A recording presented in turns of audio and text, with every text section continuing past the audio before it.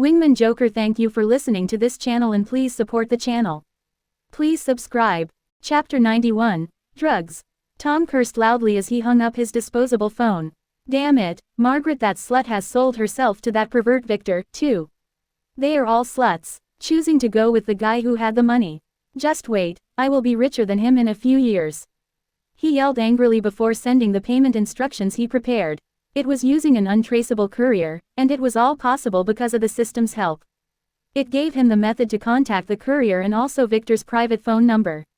It took 15 minutes for the courier to send a message confirming that the payment had been processed and the washed money had been deposited into his bank account. Tom quickly sent the videos using his phone, then destroyed it. Now, no one can trace those things back to him. He laughed loudly as he walked while wondering what sort of gifts he should buy for his girlfriends. He met a new girl yesterday while escaping the fat man. She even gave him a ride in her red sports car. He had to impress her somehow.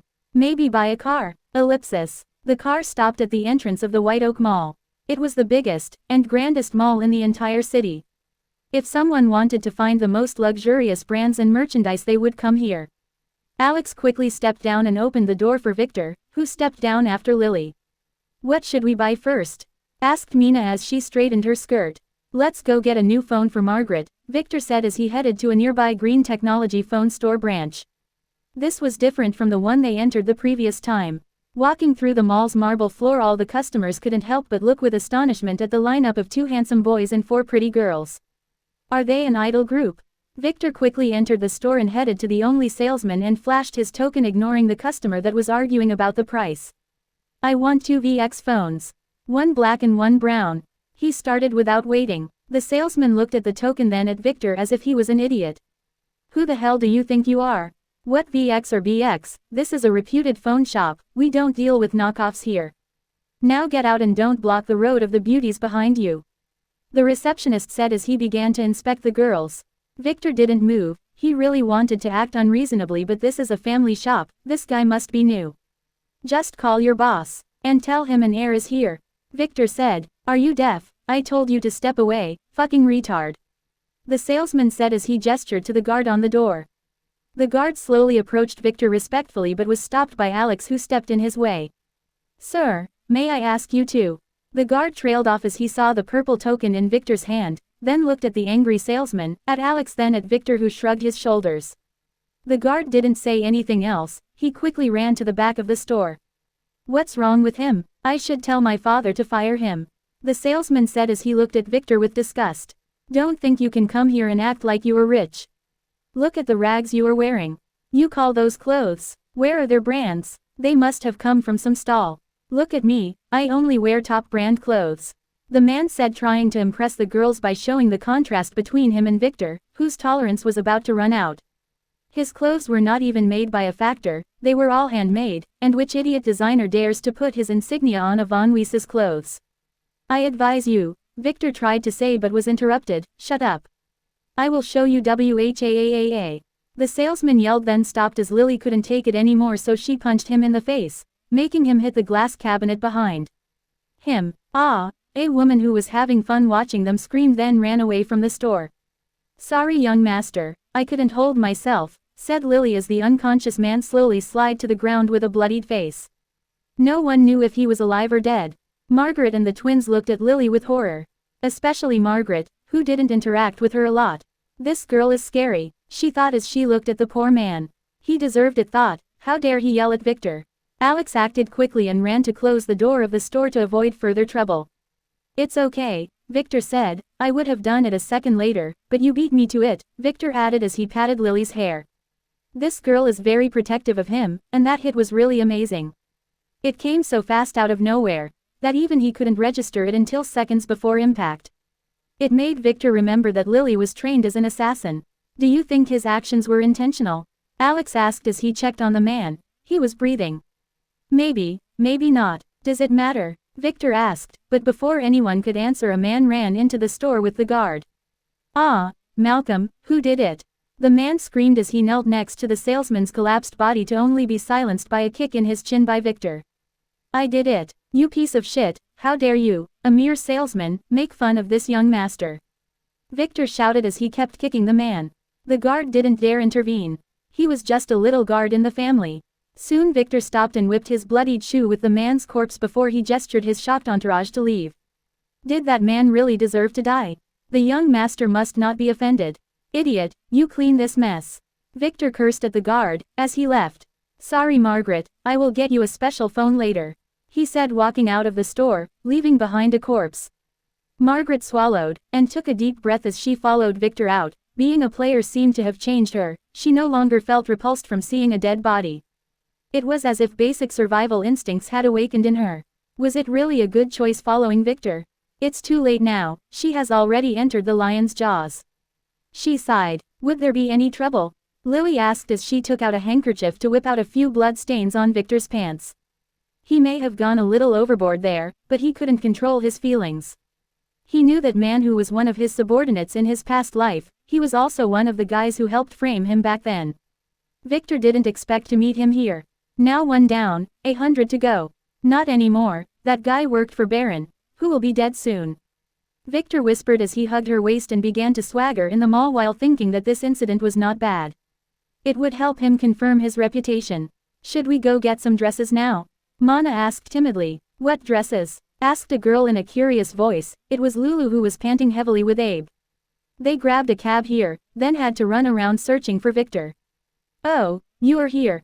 Well, I have a party tonight, and Margaret will be my escort. So she needs a suitable dress. Victor said. Ah, what shameless individual throws a party tonight? Doesn't he know that all of the celebrities and important people are attending the summer gathering at the White Hotel? Lulu asked, to be answered by a weird gaze from all of the girls. Wait, are you attending the gathering? Lulu said in shock. Yes, Margaret said with a little blush. Young master, Margaret is a slut, she will disgrace you there. Take me instead, Lulu said as she threw her body on Victor, who professionally stepped to the side, making her hug a huge marble column. That won't work, our names have already been registered. He fabricated a response as he dusted his pants. Margaret, who was a little grateful to Victor, gave Lulu a cold stare but said nothing. If she was a slut, then Lulu was the queen of all sluts. That girl had 2 rich boyfriends at the same time, in addition to 5 poor souls who acted as spare tires for her circle around and milk for benefits every now and then. Now, you girls go shopping while I go attend to some business, let's meet here at lunch time. I will be taking Leo, so Alex, you would be staying with the girls to guard them. Victor said, making Alex nod. She really wanted to shop with the girls, as she had never experienced something like that before. Can I accompany you, young master? Abe asked like a gentleman. Although he really wanted to accompany the girls, he had no face to do that, and this was an amazing chance for him to do some business with Victor. Maybe he would be able to scam some money from him. He heard that the brothel he goes to will get a new batch of girls tomorrow night. Victor looked at him with disgust then nodded. He wouldn't mind the bad reputation hanging with this guy would bring him. Let's go, he said as he swaggered out of the mall towards Leo who was acting as if the SUV was his in front of a young mother and her child. Are you going to let me wait here forever? Victor yelled as he looked strangely at the woman, then at her child. He appeared to be 7 or 8 years old. Did you finish, young master? Leo stumbled as he ran to Victor's side to open the door for him while giving the woman an apologetic look. She spat in his direction then left. As if she didn't need any explanations. Victor sat in the middle seat then looked around the car and focused on the front mirror as Abe climbed into the adjacent one. Where to, young master? Leo asked while adjusting the safety belt. I need to buy some drugs. Go to the south corner of the 5th Street. Victor said loudly, making Leo frown a little but he said nothing. The young master always gets what he wants. But he shouldn't buy those things from untrusted sources. And he had never heard of a seller on the 5th Street. Young master, I know some people who can get you all kinds of drugs. You just tell me, there is no need for you to do the trip personally. Abe said before Leo could speak. Some things can only be done by your own hands, Victor said, not trying to fix their misunderstanding. Chapter 92, Naughty Boy. Although their destination was not very far, the car moved slowly because the roads were congested due to the summer gatherings preparations, as a lot of important people were expected to attend and some roads were closed. Abe wanted to have some private words with Victor, but that damn driver had his ears turned backward so he didn't dare to speak. Eventually, they reached their destination after a few minutes of awkward silence. Wait for me here, Victor told Leo as he stepped down. Abe quickly followed. This was his chance. After walking for 2 minutes he cleared his throat as he saw that Victor stopped to inspect his surroundings. Young master, we raised Maigret in our house, we fed her and bought her clothes. And my mother would be very sad if she left us, and she might call the police and accuse you of scamming her. I was wondering if you could pay us some kind of compensation. Abe said in a low voice as he walked beside Victor. Most elites would choose to pay, as they would be afraid of scandals. Oh, you want to sell her to me? Victor asked with a smirk. I will never use those words, Abe said, but he really meant them. I will give you 1 million. But after that, you would have no relationship with her.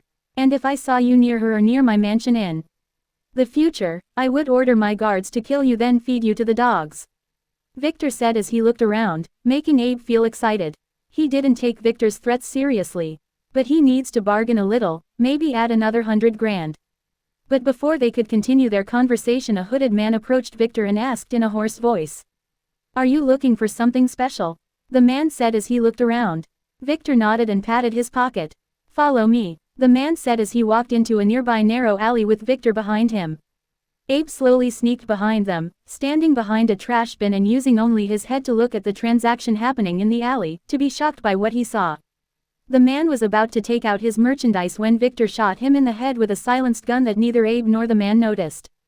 Abe gasped, but quickly put his hand on his mouth and stepped away in horror. He saw it, that guy had a small lotus tattoo on the back of his hand, he was a part of the Lotus gang. Victor slowly approached the man and took whatever was in his pockets then left the alley and looked around to see Abe who was standing casually with sweat all over his neck. Okay, so it's a deal, I will send you the money tomorrow, Victor said. Ah, yes, I will be waiting, now I have something to do, Abe said as he hurried away. He was planning to sell his sister too. But he didn't dare linger with this madman anymore. If the guys behind the drug dealer, the Lotus gang discovered his identity, he would be sleeping together with Victor with the fishes tomorrow. His cousin would probably end up in their hands now that her boyfriend killed one of them. Too bad she can't be sold anymore. It doesn't matter, safety first. He thought. He just hoped that Victor would send him the money before they reached him. Ellipsis. Victor didn't care about that idiot. He just looked at the needle in his hand. Mere flower thorn D, usable once. Poison effect D. That man was an assassin that was sent to kill him. That woman with child earlier must have bugged the car or Leo. Victor can see that they had the slave mark of the von Geldstadt family using his appraisal skill. That kid was a 70 years woman in disguise. When they heard he was coming here they arranged a drug dealer to take him somewhere remote then finish him. That man was a player. But Victor used his disguise to hide the gun and shot the man when he was distracted. He didn't expect those guys to go after him. This must be an act of revenge for Titus's arrest. He didn't believe that they figured out that he was the one who stole their auction merchandise. Shit, he cursed, now he had another bitch trying to kill him. But that woman was also on his list, so a conflict with her was just a matter of time, but he was still too weak to face her. Victor quickly texted Lily and Hilda to be careful then continued to stroll through the side streets as he collected his thoughts. He didn't lie to Leo, he was really there to buy drugs, and he finally reached his destination. The store he was standing in front of right now was the same small traditional pharmacy he bought Tom's medicine from before. Victor slowly opened the sliding door and entered to be welcomed by the old alchemist. Oh, it's you again. He said. Yeah, I need some ingredients, Victor said as he took out a piece of paper filled with scribbles of herbs and materials names. Did your wife give birth to a healthy child? The alchemist asked as he took the paper. Victor quickly understood what the old man meant. He was asking about the performance of the childbirth drug he sold him a few days ago. Ah, not my wife, but yes. It was a naughty boy. We named him Tom. The drug's effect was just as expected, Victor said with a smirk. Oh, that's good to hear, said the old man as he flipped the paper to read the ingredients written on the backside. The materials on the front side have both a mind-calming effect and an irritating one. Very contradictory. Are you sure the recipe is correct? The old man asked with a frown. Yes, they are meant for a naughty girl. Do you have them? Victor asked. Yes, they are not expensive, but the ones on the back are troublesome. He said. Do you have a way to get them? Victor asked. If my guess is correct, those are meant for a formation. I have only half of them, and they would cost you a lot of coins. As for the rest, I will introduce you to a friend of mine who probably has a few of them, the old man said. Fine by me, said Victor. Some of those materials were thrown in to mask the true formula. The man gestured to his assistant to take care of the shop as he climbed a rusted side ladder into an attic in the shop. He returned 15 minutes later, carrying 2 paper bags. The first one would cost you $1,500, while the second one would cost 80,000 coins. It contains the melody herb, which is quite rare. The man said. Victor nodded, then quickly paid him. He no longer cared about such little change since he got Alpha, his big piggy bank. This reminded him that he forgot to give Alex the new armor he bought for her in the dungeon. But he didn't get a chance because of Sebastian's sudden appearance. This card contains the address of my friend's shop. Tell him I sent you and he will give you a special price. The alchemist said as he gave Victor a fancy business card. Ah, thank you. Victor thanked the old man and left the store with the bags, headed toward the car where Leo quickly helped him put them in the back trunk. All done? Leo asked, as he looked strangely at the bag. Are those things drugs? That's a lot. Is the young master getting into this business? I will drive alone. You go back to the company, then return tonight to take me to the party. And take a shower, you stink. Victor said, as he entered the car, then drove off, leaving the stunned Leo standing in the middle of the road. Leo had a tracker symbol on him that would always send sound and coordinates around the target to its creator. Luckily those kinds of spells are short-lived, only a few hours. Those guys would not dare to kill Victor in the open, but he didn't want anyone to monitor his moves. So he got rid of Leo for now. And Victor was not sure about the car. He saw that 70-year-old hag put her hand on it, so he decided to take the opportunity to find a car dealership and buy a few cars, then get the rest of the ingredients. Ellipsis. Lily and the girls began their shopping quest. They not only needed to get a formal dress for Margaret, but also to get some clothes and necessities for the Alpha and her sisters. The stuff here is not available online. They kept bouncing from one store to another, buying whatever Lily or the twins found suitable. Margaret was unusually a little restrained. She was scared silly by the prices. She knew some things can be expensive. But Lily just bought 2 or 3 pieces of everything she liked. Margaret had to reassess how much money she thought Victor had, and so was Lulu, whose drool had already reached the marble floor, and was trailing behind her as she walked. Alex said nothing. She was tasked with carrying the bags that Lily chose not to be sent directly to the mansion. But every now and then she would point out some interesting thing, and Lily would buy it immediately. Don't worry, it's normal to like cute stuff. I wouldn't tell the young master, Lily told her with a smirk. Alex wanted to correct Lily's misconception but decided not to do that after she got a few pieces of clothes she really wanted but didn't dare to buy by herself. Soon they reached a very luxurious store that sold evening gowns. This was the most stylish one in the entire city.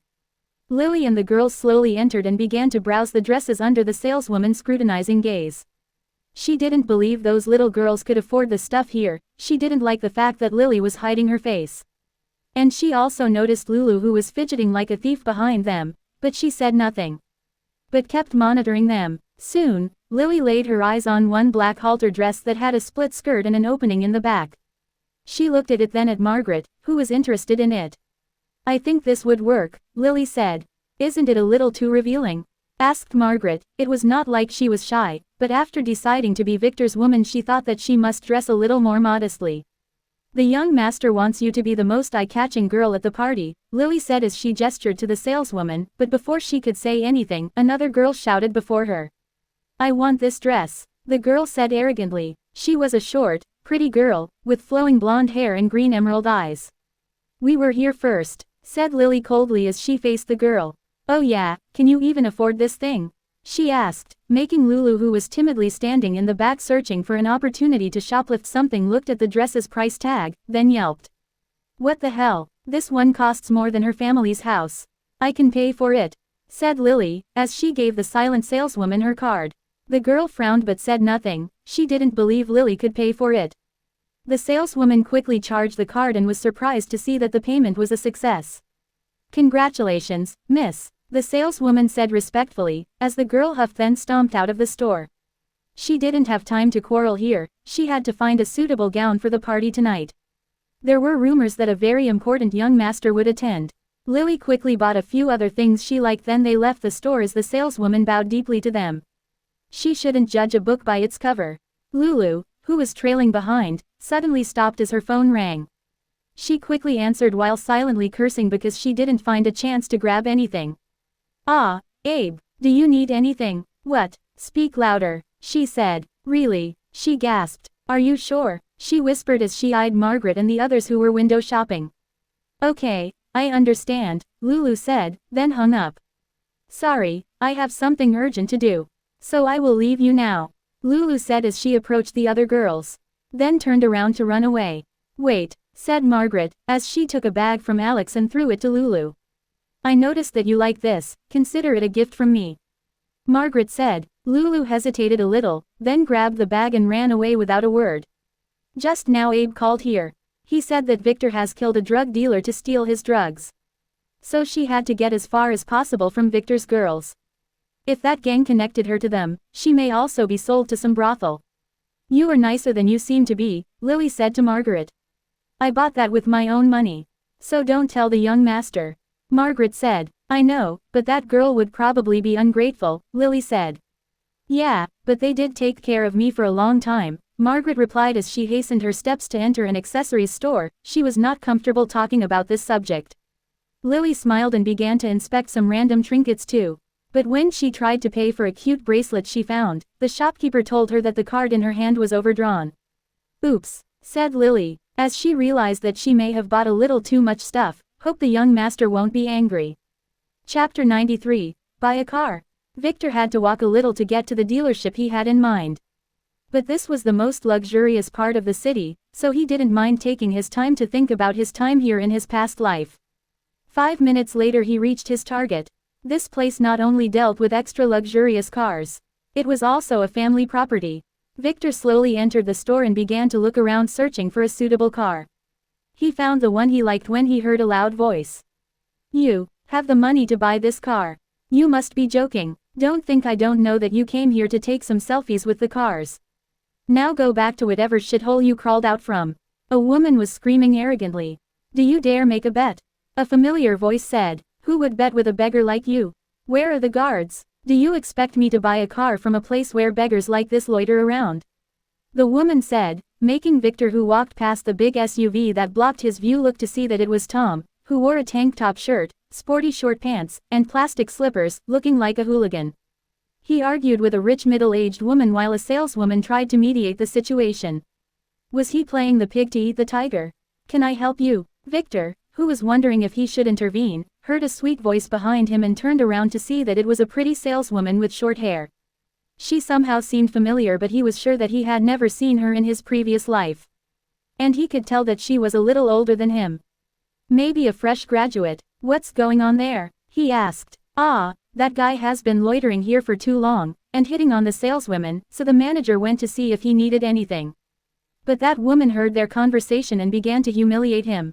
The girl said, making Victor nod. This was a typical face-slapping situation.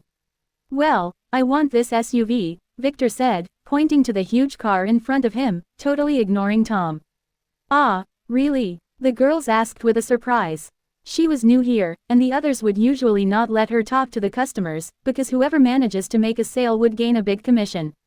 But this time the others were busy making fun of that guy and trying to please the rich woman, so she was the only one who noticed this handsome guy. Most people come here just to look at the cars, so she didn't expect him to buy one for real.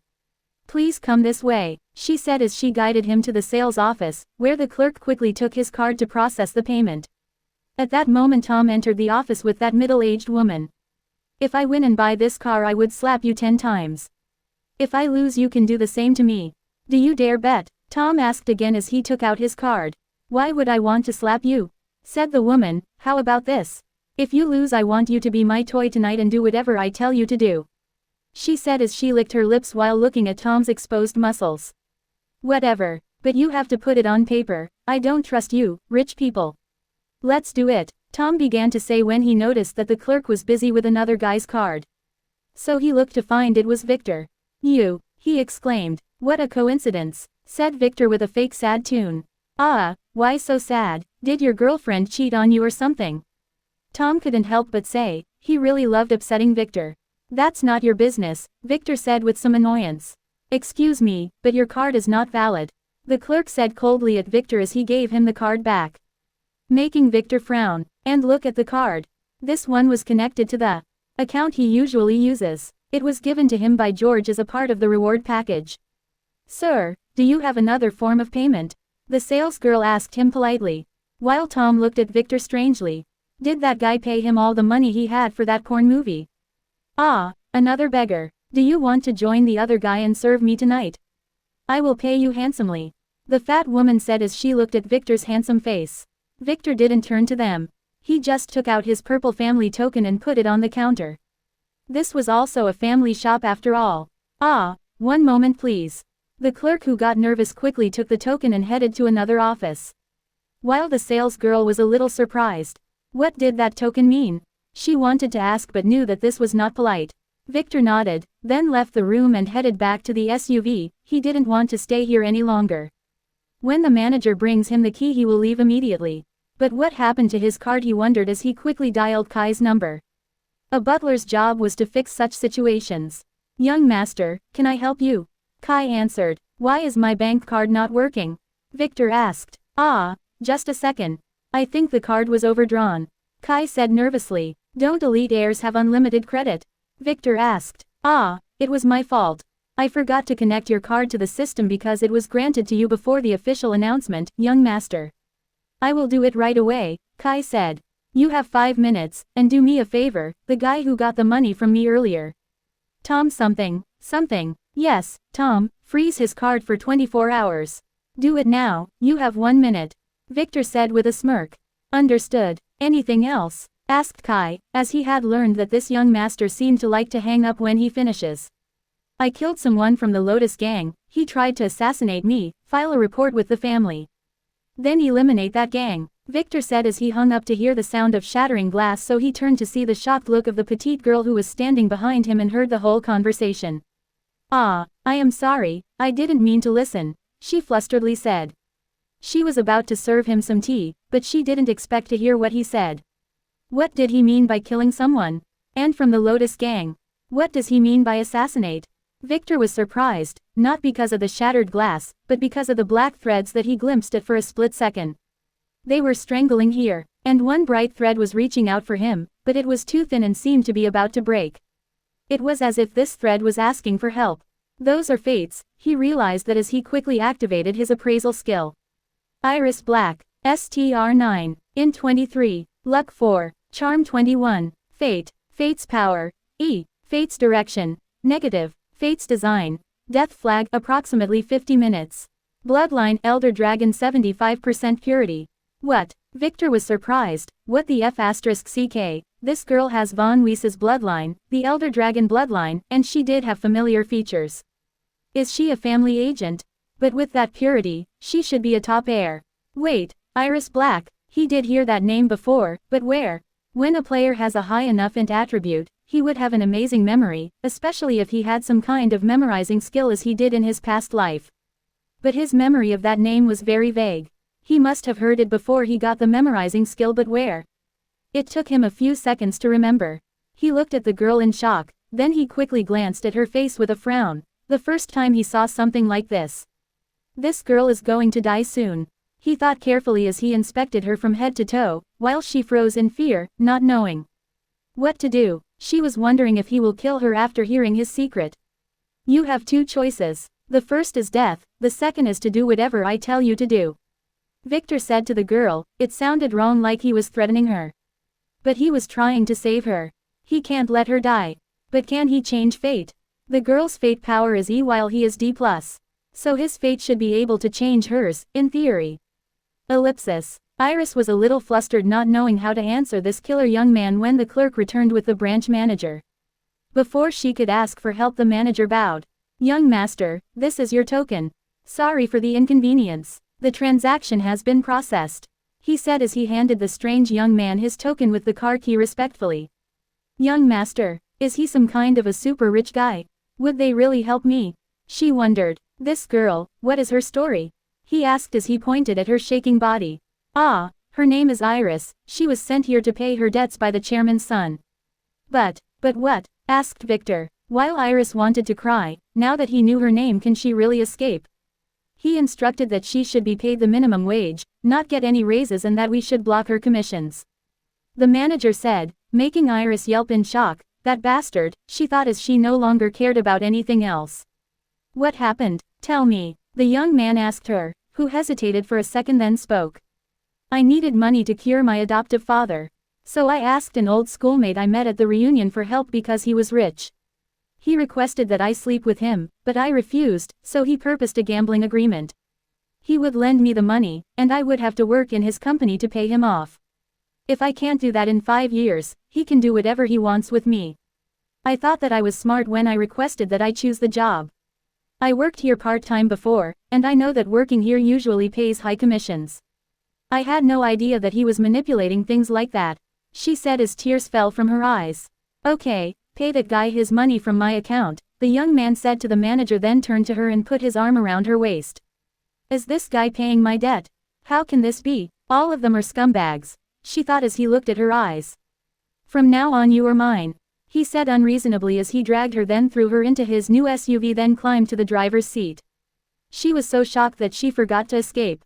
Why are you not opening the door for this young master? The young man asked the manager, who quickly ordered the guards to open the door as he bowed down to Victor, who drove out arrogantly. Iris was shocked. What had just happened?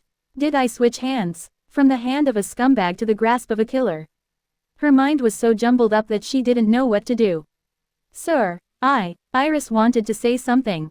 Call me Victor, he replied as he turned a corner. Are you going to kill me? She asked timidly while looking around nervously to make sure that they were still on the main street. Can she throw herself from the car now? I will explain things later. Don't worry, I will not harm you, he said seriously, making her unconsciously believe him. Why do I believe him? She wondered. And I already have your name, Iris Black. Don't think that you can escape, he added, making her forget her plan to jump out. He took out a leather fancy vest that had some strange markings out of nowhere and threw it at her. Wear this for safety, he said, making her wonder if this guy had some kind of a cosplay fetish. I will work for you to pay my debt under the same conditions I gave Lucas, she said. I will not sell my body. If you don't agree I will kill myself, she added, stubbornly. Fine, wear it already, Victor said, making her reluctantly wear the thing while he looked at her strangle while mumbling. It's not working. What is not working? Did this vest look too ugly on her? Suddenly he stopped the car. Did they reach their destination? Iris looked strangely at Victor as he got down from the car and opened the door for her. Looking at the restaurant, she was shocked. This was the Lover's Den, the most upscale place in the entire city. Reservations here are usually months in advance. What does he need her to do here? Let's go, he said as he took her hand and guided her in. Sir, do you have a reservation? Asked the waiter at the door. Victor just flashed his token. I need to use your secure room, he said, making the waiter quickly nod after seeing the token and guide Victor to the elevator. Why does everyone become so respectful when seeing this token? She wondered as she looked at the waiter who pressed the button for the second basement. Why is he taking me down there? She wondered, is it too late to escape now? She really wanted to run, but Victor was grasping her hand, and she believed that the water would never help her. Are they going to do that to me? She wondered as a tear dropped from her eye. She didn't want to commit suicide as her adoptive father was still at the hospital. Soon the elevator stopped, and Victor dragged her out, while the waiter took the elevator back up. Let's go, we don't have much time, Victor said as he dragged her into a random room before closing a huge gate that looked like a safe store. Are you really in a hurry to do it? Didn't you say that you would not harm me? She asked with resentment as she inspected the room. Go sit there, Victor said, pointing to the leather couch in the room which looked like a normal karaoke room, if not for the steel door. She sat down and watched as Victor took an opposing seat. We have about 5 minutes, he said with a frown. For what? She asked nervously. The look on his face was too serious for something trivial. I can't tell you now, just trust me, he said as he took out a strange jewel from his pocket and began to inspect it. Was this thing always there? She wondered as he put the jewel into her lap. Hold on to this for the next 5 minutes. And no matter what happens, don't panic or we will all die, he said, making her flinch. Die? She looked strangely at his panicked face, then at the jewel in her hand, wondering what was going on. Is he a terrorist? Suddenly the room dimmed and a shadow began to creep out of the non-existent cracks in the walls. It was a strange red-colored creature that had eyes all over its body. So faint that if she wasn't waiting for something she wouldn't probably notice him. It was like a dog but had a long nose with 6 eyes on top of its head with some others on its limbs. It had a long tail that ended with a sharp tip. She felt a shiver go up to her spine and reach the tips of her fingers as she looked at it. This was not a dream nor a trick. She could feel an ancient sound resonating in her telling her to flee. Was this a ghost or a demon? She wanted to move or scream, but Victor held her tight and put his hand gently on her mouth. She wanted to take it off, but she remembered what he told her, and felt a strange sense of safety in his arms that she had never experienced before. That thing crawled around the room, moving on the ceiling and the walls, then attacked the couch near Iris. It only struck at it with its whip-like long barbed tongue, shredding the couch into pieces. Then swallowed them in one bite. It stopped for a moment as if appreciating the taste of the couch, then looked around the room one last time before seeping out through the same non-existent cracks it came in through. Iris didn't dare to breathe until Victor took out his hand from her mouth and looked at her with a smile. "You have just escaped certain death," he said with a smile as he relaxed on the couch next to her. "Now tell me your story," he said with a charming smile. Chapter 94. An heir. Quite a few words can be used to describe Tom's feelings, but tragic and miserable would do for now. Why isn't the card working? His plan was to gamble with that rich woman, then agree to spare her the 10 slaps if she paid for his new car. He never thought that he would lose this bet. "Try it again," he told the clerk, who was losing his patience.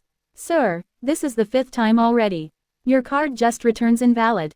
Are you sure this card is yours?" he asked politely, as the middle-aged woman watched with a smirk from the back. What a fool, she thought as she looked at the signed paper in her hand. This foolish kid made her write and sign their gambling agreement. Now he is hers for the night. Maybe she should take him to be her little pet at the party tonight.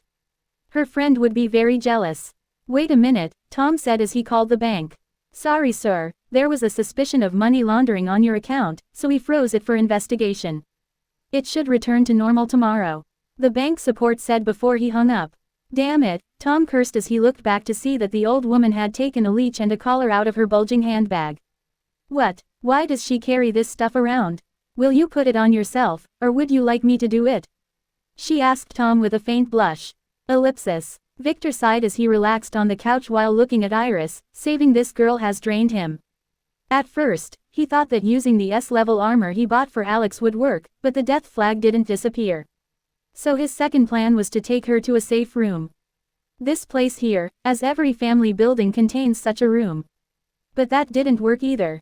He checked her many times, but there was no poison or abnormal status or curse on her body, so he believed that whatever was threatening her was something external and it must be using a soul attack, so he used his disguise skill to create a double for her while giving her the Oris jewel after setting it to dead mode.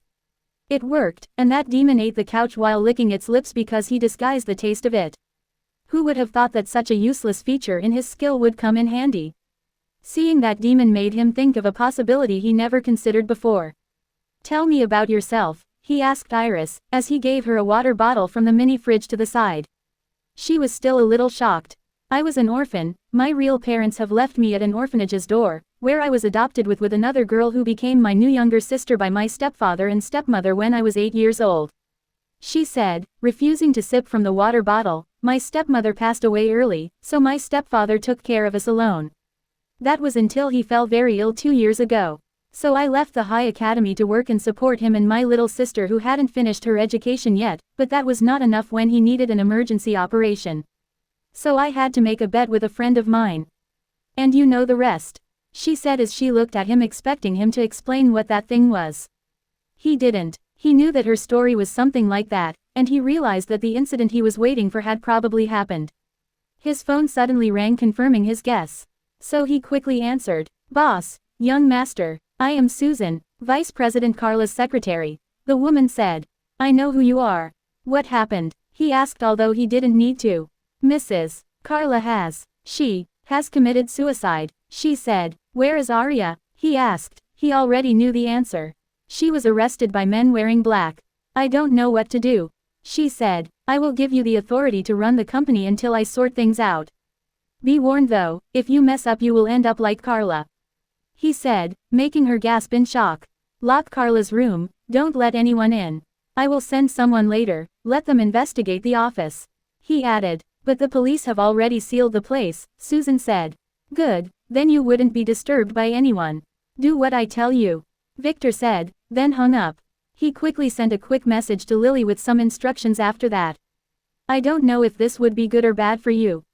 And I don't think that you would believe me, but there is something you need to know. Victor said to the frightened Iris. I have firm reasons to believe that you are my sister, he said as he looked her deep in the eye. If this is a joke, it is not funny, she replied, while her face turned whiter than before. It's not. Your real mother has just been killed, and that thing that attacked you must have attacked her first, then sniffed you here, he said, making Iris not know what to think. Her mother is dead. If this was real, she felt nothing. In fact, she loathed her real parents for leaving her in an orphanage. That thing, is this some kind of a scam? I don't have anything for you to steal, she said while wondering if this is real. She was very confused. I will explain things later, now we have to meet our father, he said as he dialed his father's number while she watched him closely, not knowing if this is real or a hoax. But can she escape now? She thought as she looked at the steel door.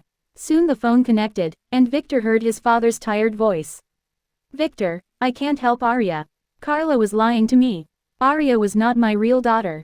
Now that bitch has committed suicide, Theodore said in a frustrated voice when he answered. I already know that, Victor said. What? When? Theodore asked. Since the moment I saw her. I needed to make sure though, so I said nothing, Victor said, making Theodore shocked. Does it have something to do with your class? Theodore asked. Yes, can you do me a favor and save Arya for me? Victor asked. If it's up to me, I would. But you must know that after Nick's death the family launched an operation to investigate Jacob. And they found out that 21 years ago he roamed the country searching for a baby with purple hair. He was trying to scam us with Carla. They thought that the color of the hair was the only criteria for entering the main family. But Arya, who was not my daughter, didn't have the family's bloodline. And Carla wasn't able to become the main wife. Now Arya is being escorted to the family's island for an additional investigation. She is really lucky. If she was not a player she would have been executed immediately. She knows many family secrets. Now they are hesitant whether to kill her or make her a servant. Theodore said with a sigh. He really wanted to help Arya, but he also held part of the blame. And his mother already told him to stay low. Family politics was at play here. Can you delay her hearing for 2 days? I believe I can convince Grandma to give Arya to me, Victor asked. I will try, but I need a good reason, Theodore said. Victor was able to convince Anne once, maybe he can do it again, and save Arya. Although she was not his real daughter, he still felt that he was her father. He raised her and taught her himself. And she was one of his favorites. I believe that I just found my real sister. Carla's real daughter. I think that Carla replaced her with Arya right after birth. But we should let her touch a core rune. To make sure, Victor said as he looked at Iris who was flabbergasted. What? Are you sure? Victor can hear Theodore's shock, then doubt. Yes, someone tried to assassinate her. If my guess is not wrong, Carla didn't commit suicide. She must have been an agent. Someone killed her to hide the tracks. I am at the lover's den, can you come here?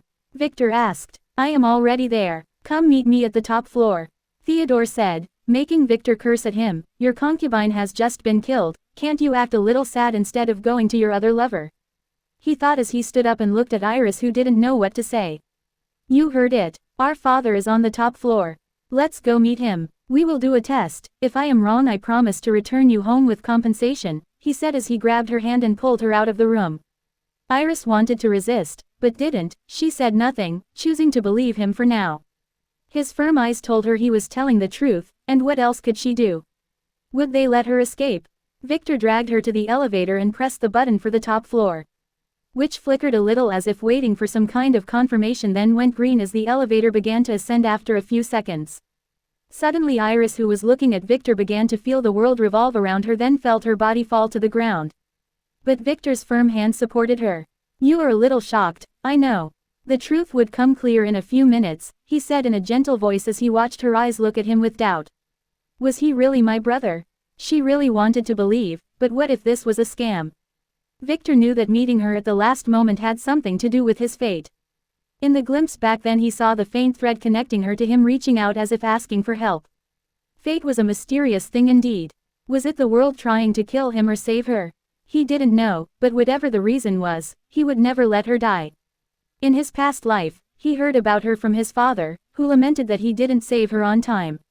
When they traced her after discovering Carla's plot some years later, they discover that she was raped then killed by some young master in his previous life. Probably that Lucas she talked about. Too bad they didn't find her corpse back then. Could it be that she didn't die? Many things remained unknown. Victor's actions have made things start a little bit earlier this time. But that may be a good thing. Soon the elevator door opened, and Victor helped Iris enter the super luxurious apartment, where he guided her to an empty cozy living room, and gently placed her on a couch. "Is it her?" asked Theodore as he entered the room in a hurry to look at the girl who was looking at him with some expectations. He didn't believe Victor at first, but after seeing her he thought otherwise. She had some semblance to Carla when she was young. "Yes," said Victor as he sat down next to her. "She was being haunted by a hyena demon. If my guess was correct, Carla was some other force's agent. She must have a demonic curse on her. Those guys must have a spy in our family. When they heard that Carla's scheme was discovered, they must have activated the curse to kill her. That demon might have tracked Iris by instinct. She may have the same aura as her mother." "That's my theory anyway," Victor said. "When that demon tried to attack Iris here I was able to trick it and save her life." Victor added, making Theodore frown. What Victor said was completely logical. But how did Victor know about these things? His son had too many secrets. But he would never ask. All players had secrets, including him. Theodore sat down next to Iris and asked about her life. She hesitated then told him. The same story she told Victor, as she watched him. Was this man really her real father? "George, go get me the core rune in the vault below. And check what she said," Theodore said to George, who was silently standing in the back. "You don't need to lie. I know you are not my father," she said timidly. "Why?" he asked. "My parents threw me away. Why would a rich man like you do that? And even if you are telling the truth, I would never leave my adoptive father," she said stubbornly. "Ah, the one who threw you away was your dead mother and uncle," Theodore said as George entered the room with a velvet box. Theodore slowly opened the box to reveal a silvery brown square-cut stone. "The nether stone. Touch this. If you were really my daughter, we would know immediately," he said. "Isn't a DNA test more practical?" she asked as she hesitated. That thing gave her a dangerous feeling. "We would do that later. But this one is more important," he said, not explaining to her that even if his child had his DNA, without bloodline, the family wouldn't care about them. So usually, no one in the family does it. Iris slowly touched the stone to draw her hand back in shock as if she were electrocuted. Then she grabbed her head as a piercing pain passed through her. She could only scream as she rolled on the ground holding her head. Theodore was shocked as he watched while a smile crept on his frowning face. While George hurried to move a glass coffee table to the side, fearing that Iris would get hurt if she struck it. Victor long expected this result. The nether stone was made from a material that their bloodline originator, the Elder Dragon, loathed. So when an heir who has a pure enough bloodline touches it, his blood would react. It's not enough for it to awaken. But certain features would manifest. The pain she was feeling right now was the effect of the blood boiling in her veins. Usually, the test would be done when the heir was a baby, and the changes would be minimal, so he would not be hurt a lot. But Iris was already an adult. Iris's hair was turning purple at an accelerating rate, while her body was getting a little taller. She was still a little shorter than Victor. Many fools thought that the Von Weisers were born with purple hair, but that was wrong. It was a rumor that was spread by the family. Every baby in the family would be made to touch the nether stone. And if he has enough pure blood, the bloodline would manifest. And the child would be considered an heir. Chapter 95, Confession. Victor watched as Iris's pain subdued after about 15 minutes. And she slowly fell into a deep coma. That's normal, she has just experienced a full body change and some changes are still happening right now. Other than her hair turning purple, she has grown taller. The black pants she was wearing were now 3 fingers short. Her skin has become more transparent like a pearl, and most importantly her face. All the freckles that were there have disappeared. She has become at least 10 times more beautiful. Theodore said nothing. He just watched silently for a second, then looked at Victor. "You did a good job," he said with a sigh. "If she had purple hair like you from birth, she wouldn't have had to go through that," he added, then looked at George. "Take her to the bedroom to rest. Change her clothes, take a blood sample and check to see if she is a virgin." Theodore said, but was interrupted by Luna, who was standing at the door. "She is your freaking daughter, and you want a man to check on her. What a fool," she berated him as she gestured to George to carry Iris. "I will do it," she said as she left the room. Victor looked at his father with a smile. If another one of his wives dared to talk to him like that, she would be missing a few teeth. Luna was not surprised after seeing what happened to Iris. You told her many things, didn't you?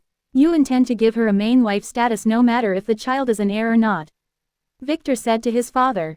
Theodore coughed a little, he was somehow embarrassed as his son saw through his plans. You must know that it is not against the family's law, he said, only if it is for the family's benefit. What did you bribe Grandma with? Victor asked with a smirk, making Theodore smack him on the back of his head. His son is getting more and more arrogant. Call her fourth mother from now on, he said, not denying what Victor said. I will, and I really like her. But I don't think my stepmothers will, Victor said. That's why I am waiting until she gives birth. That would make things much easier if the child is an heir. And if those girls tried anything funny, I don't mind reminding them who is their master, Theodore said with a dangerous glint in his eyes. He already knew that they had some plans against Victor, but didn't care. An heir who can't even survive his stepmother's schemes is not fit to inherit the family. But Luna was different, if they dared touch her, he would kill them by himself.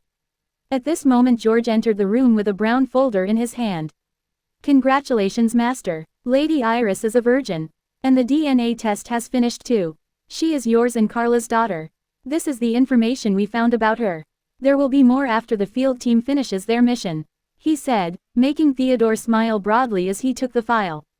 A DNA test result that would usually need days can be done in a few minutes if they use the family's technologies.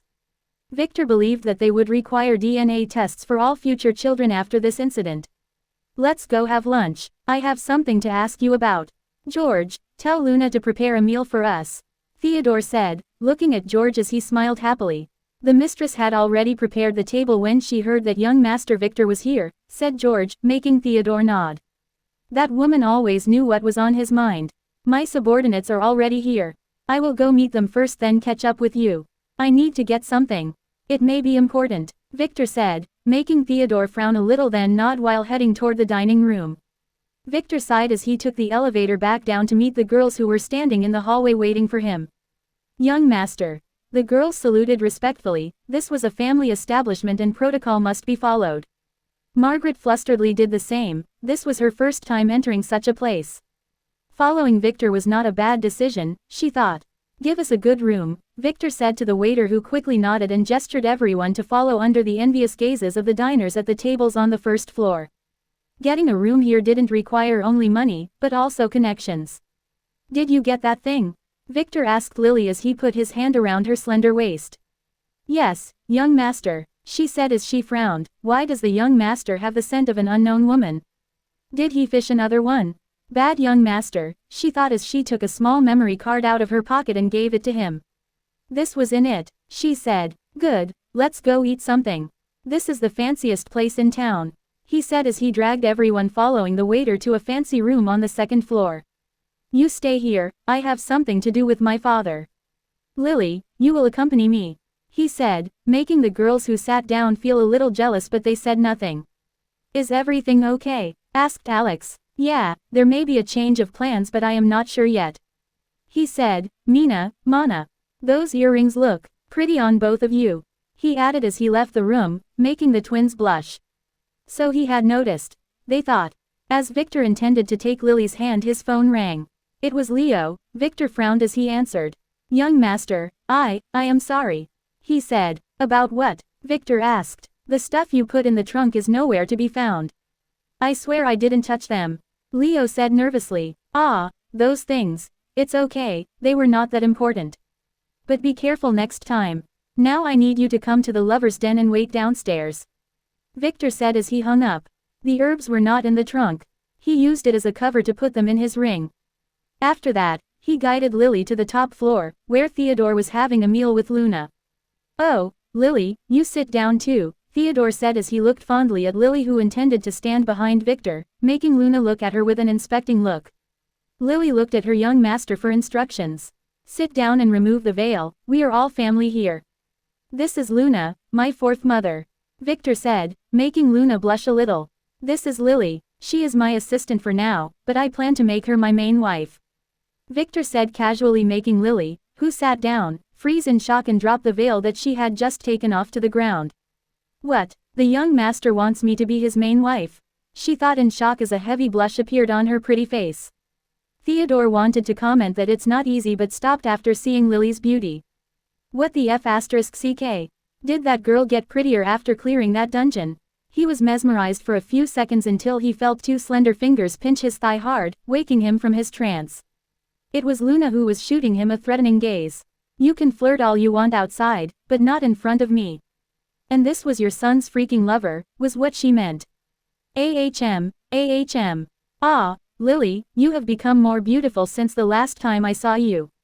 He said after a cough. Lily nodded in acknowledgement while keeping her blushed face down.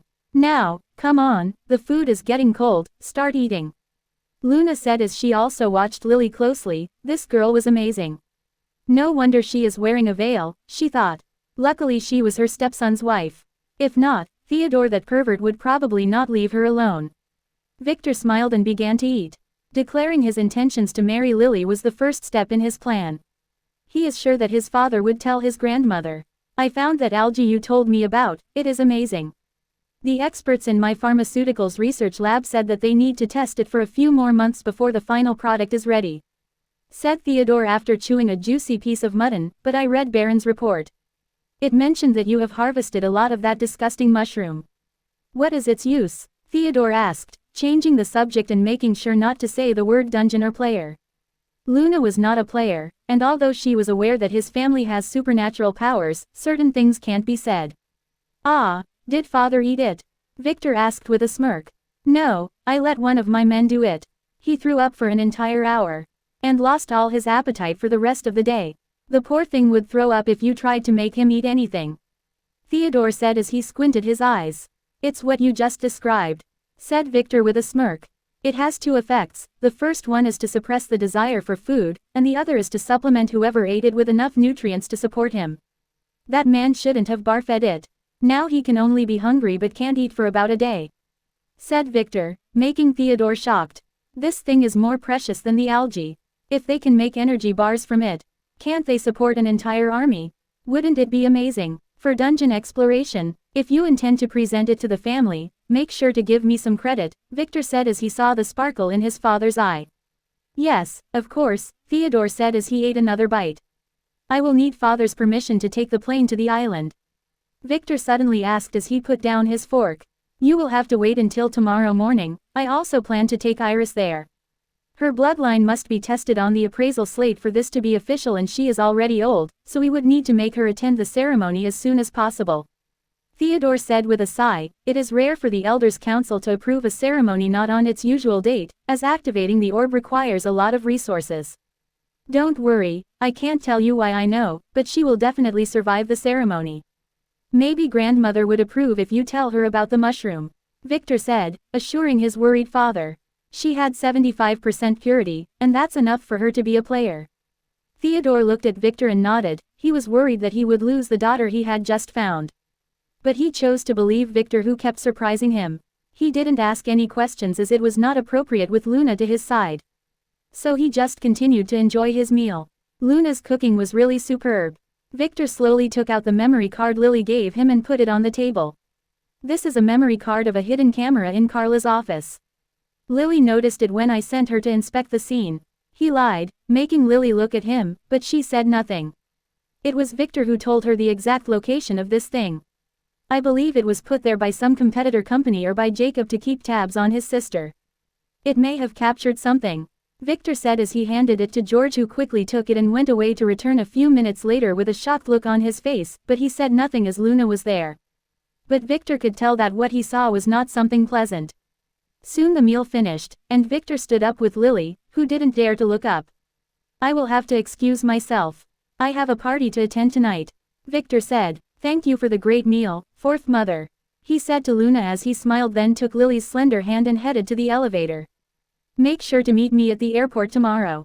Or I would leave without you. Theodore said as Victor entered the elevator. Ellipsis. Put on your veil. Victor reminded the absent-minded Lily, who quickly put it on while wondering if she should speak what was on her mind. Young master, I am not worthy to be your main wife. She suddenly said, keeping her face down. Victor didn't say anything. He just pushed her to the side of the elevator, removed the veil she had just put on, and kissed her sweet lips hard. It lasted a few seconds. He stepped back and readjusted the veil on the shocked Lily's blushed face. "You are worth more than the entire world for me," he said, brushing her hair as the elevator's door opened. She didn't move, so he had to take her hand and drag her to the room where the others were. "If you don't start acting normally, the others will notice," he said jokingly, making Lily step back a little. I have to go to the ladies' room," she said as she ran away like a frightened rabbit, making Victor laugh as he made his way to the room where his girls were eating. When he entered the room, the girls were busy teasing Alex, asking him if he had a girlfriend. She didn't know what to say. She killed her fiancé a few days ago. Young master, where is Miss Lily?" Mina asked as she saw Victor enter the room, making him smile. The servants of most of his brothers and cousins would never dare to speak to them or ask them questions. But Victor didn't like that. He wanted his servants to consider themselves his family. "She was being naughty, so I punished her a little. Don't worry, she will be right back," he said jokingly as he sat down. "Then look around the room. Did you buy a suit for me?"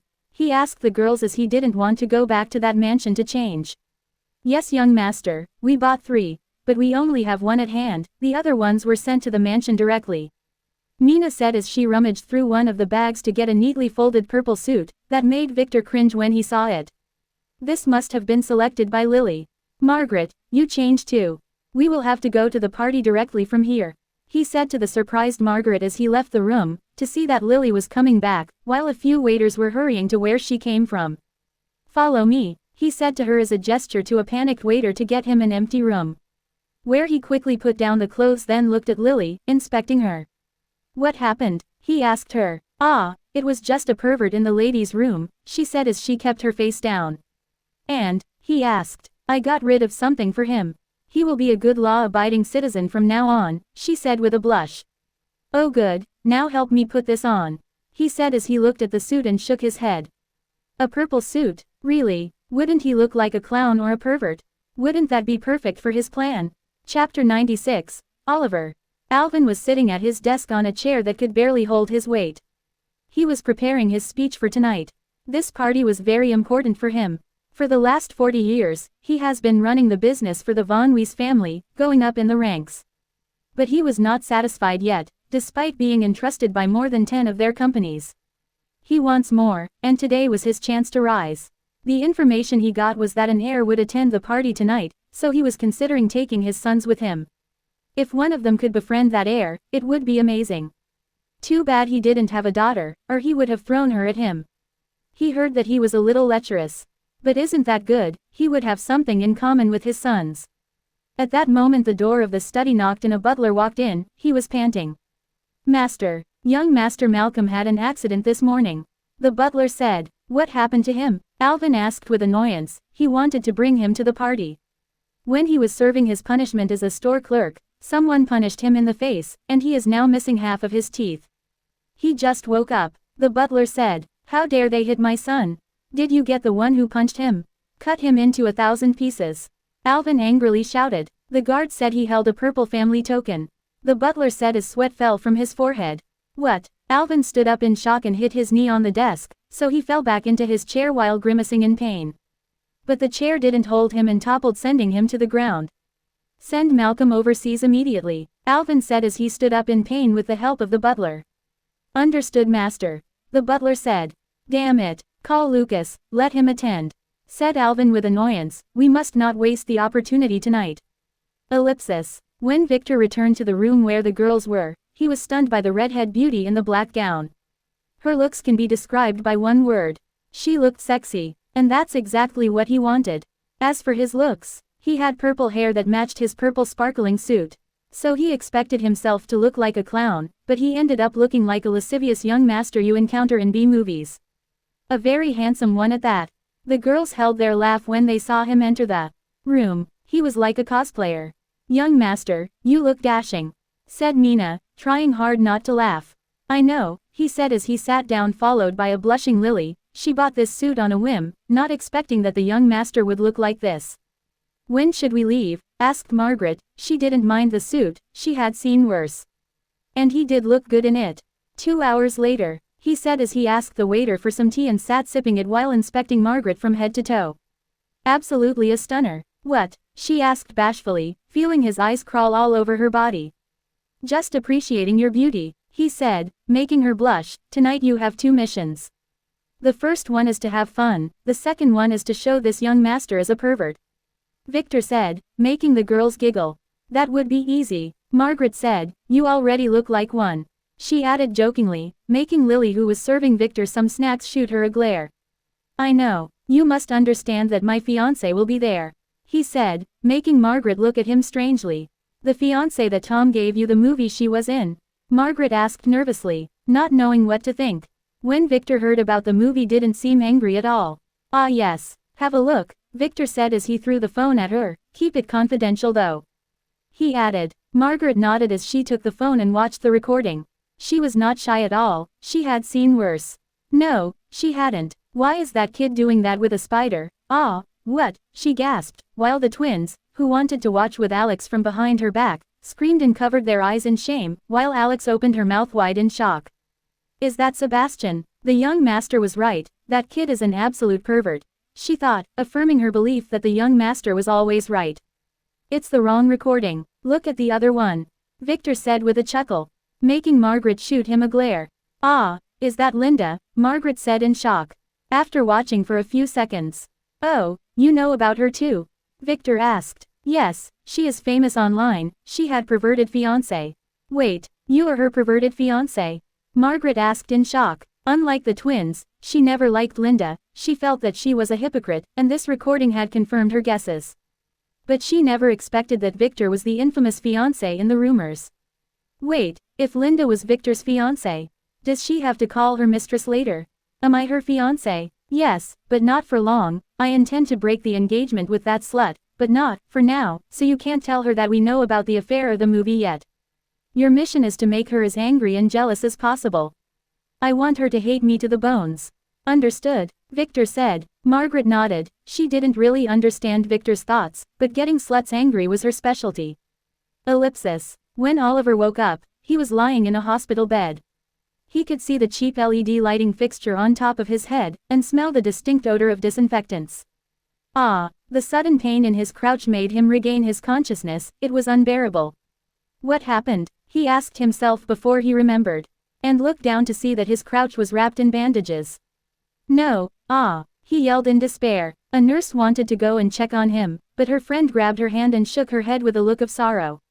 His case was hopeless. Oliver didn't see them, he just began to recollect what happened. This morning he was working as a delivery guy as usual when he got a call to deliver a pack of condoms to that top restaurant, the Lover's Den. When he went there, he discovered that his girlfriend was dining with some young master who happens to be the one who ordered the condoms. He knew that guy, as he was his classmate. His name was Lucas, the son of the CEO of White Investments, but he didn't care about him nor fear him. He just wanted an explanation, but his girlfriend shouted that she didn't want him anymore and that he was just a poor idiot she used as a spare tire. He was so angry he attacked the man immediately, but was quickly subdued and beaten by the bodyguards, who took off all his clothes then threw him at the ladies' room after feeding him some strange pill. When he regained consciousness and intended to leave, he encountered the most beautiful girl in the world, and for some reason, he couldn't control his urges to attack her. It must have been that pill. She said nothing, just attacked him with a dagger that she took from her purse and cut off his manhood. What a vicious girl. No, he wailed in sorrow and despair as tears fell from his eyes. And just happened to fall on the bronze medallion on his neck, which shone in a blue light then shattered. System awakening. Welcome, player. Suddenly a blue shimmering screen appeared in front of his eyes. Ellipsis. Iris opened her eyes slowly to see a fuzzy world. What was going on? She grabbed around searching for her glasses but found nothing. Where are my glasses? She thought while rubbing her eyes, to realize that she was still wearing her contacts. Were they damaged? She took them off. What? She could see clearly now, better than she ever did. Did my eyes heal overnight? Where am I? She asked herself looking around the lavish bedroom that was lit by the sun's orange rays. Was it dusk or dawn? She didn't know. She looked around for her phone but found nothing near her. After a few seconds, she remembered. About that purple-haired guy, who called himself her brother. About that stern man who said he was her father. And about that demon. Yes, about that demon. She felt a shiver go through her body thinking about it. Wait, they let her touch that stone, and after that all she felt was pain. Was it a nightmare? No, she slowly put her feet on the floor and stood up with a little difficulty. She was a little out of balance. Wait for a second, why was she barefooted? She was even dressed in blue silk pajamas. What? When did I change into those? Did those men do anything to me? She touched her body as she looked around the room searching for her clothes or any clues. But what she found blew her mind. She was a beautiful purple-haired girl looking at her. No, this was a mirror and the girl was her. She slowly approached it and began to inspect her flawless face and skin. All the freckles that her friends make fun of were gone. And she had long purple hair. How long has she been asleep? She trimmed her hair short last week. She slowly touched her hair and looked at it and wondered why they dye it like that. Is this some kind of a perverted play? That young master and his father had purple hair too. Is this for real or did they drug her and perform plastic surgery on her? She needs to run away, she thought, as she approached the window. You're awake, a gentle reassuring voice said from the back. Iris jerked and turned around to see that a pretty woman had opened the door quietly and entered the room. How long have I been asleep?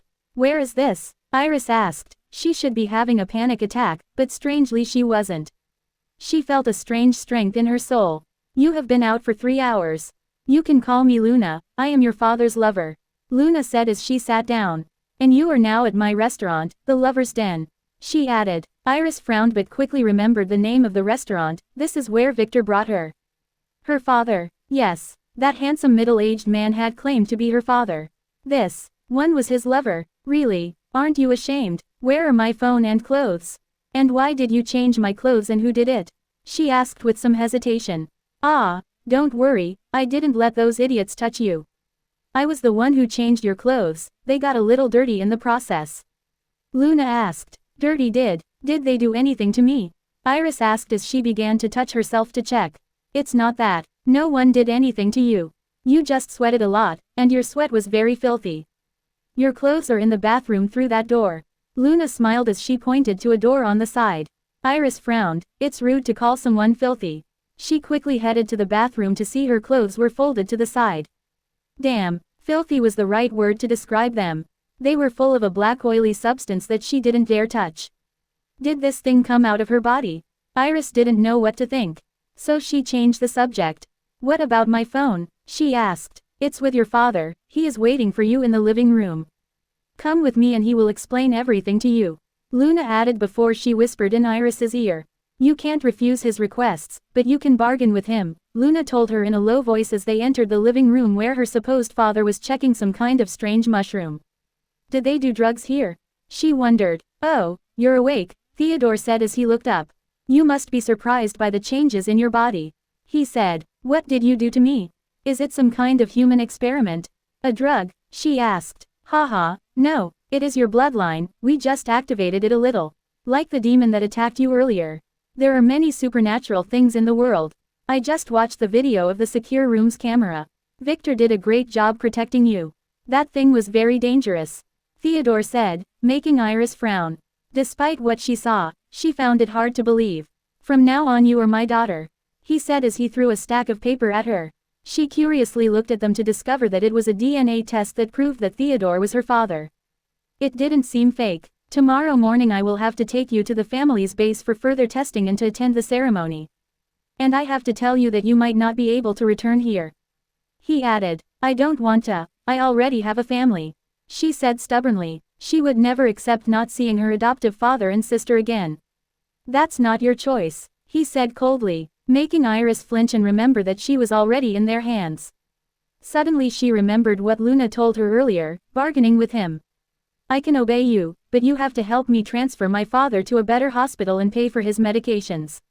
And I want my sister to go to a better school. I want them to live a good life. Iris said, whatever happens next, she must make sure her family gets a good life. You want to bargain? Good, then I will be honest with you. You will have to attend a ceremony on the island. There is a 10% chance that you will die. You have no choice in that matter. He said, making her sit down in shock. Die? She didn't want to die. I don't have to do that, but, said Theodore. I already read the files about your adoptive family. We have advanced technologies that can heal your adoptive father completely. And we will make sure that your sister will attend the best school and academy in the world. That's their reward for taking care of you. He added. Can I see them ever again? She asked. Will she really die? If you survived, there would be a big chance that you would be assigned to Vane City. So yes, Theodore said. Iris sat in silence, not knowing what to say. Can I have my phone back? She asked. No, that garbage is not fit for you.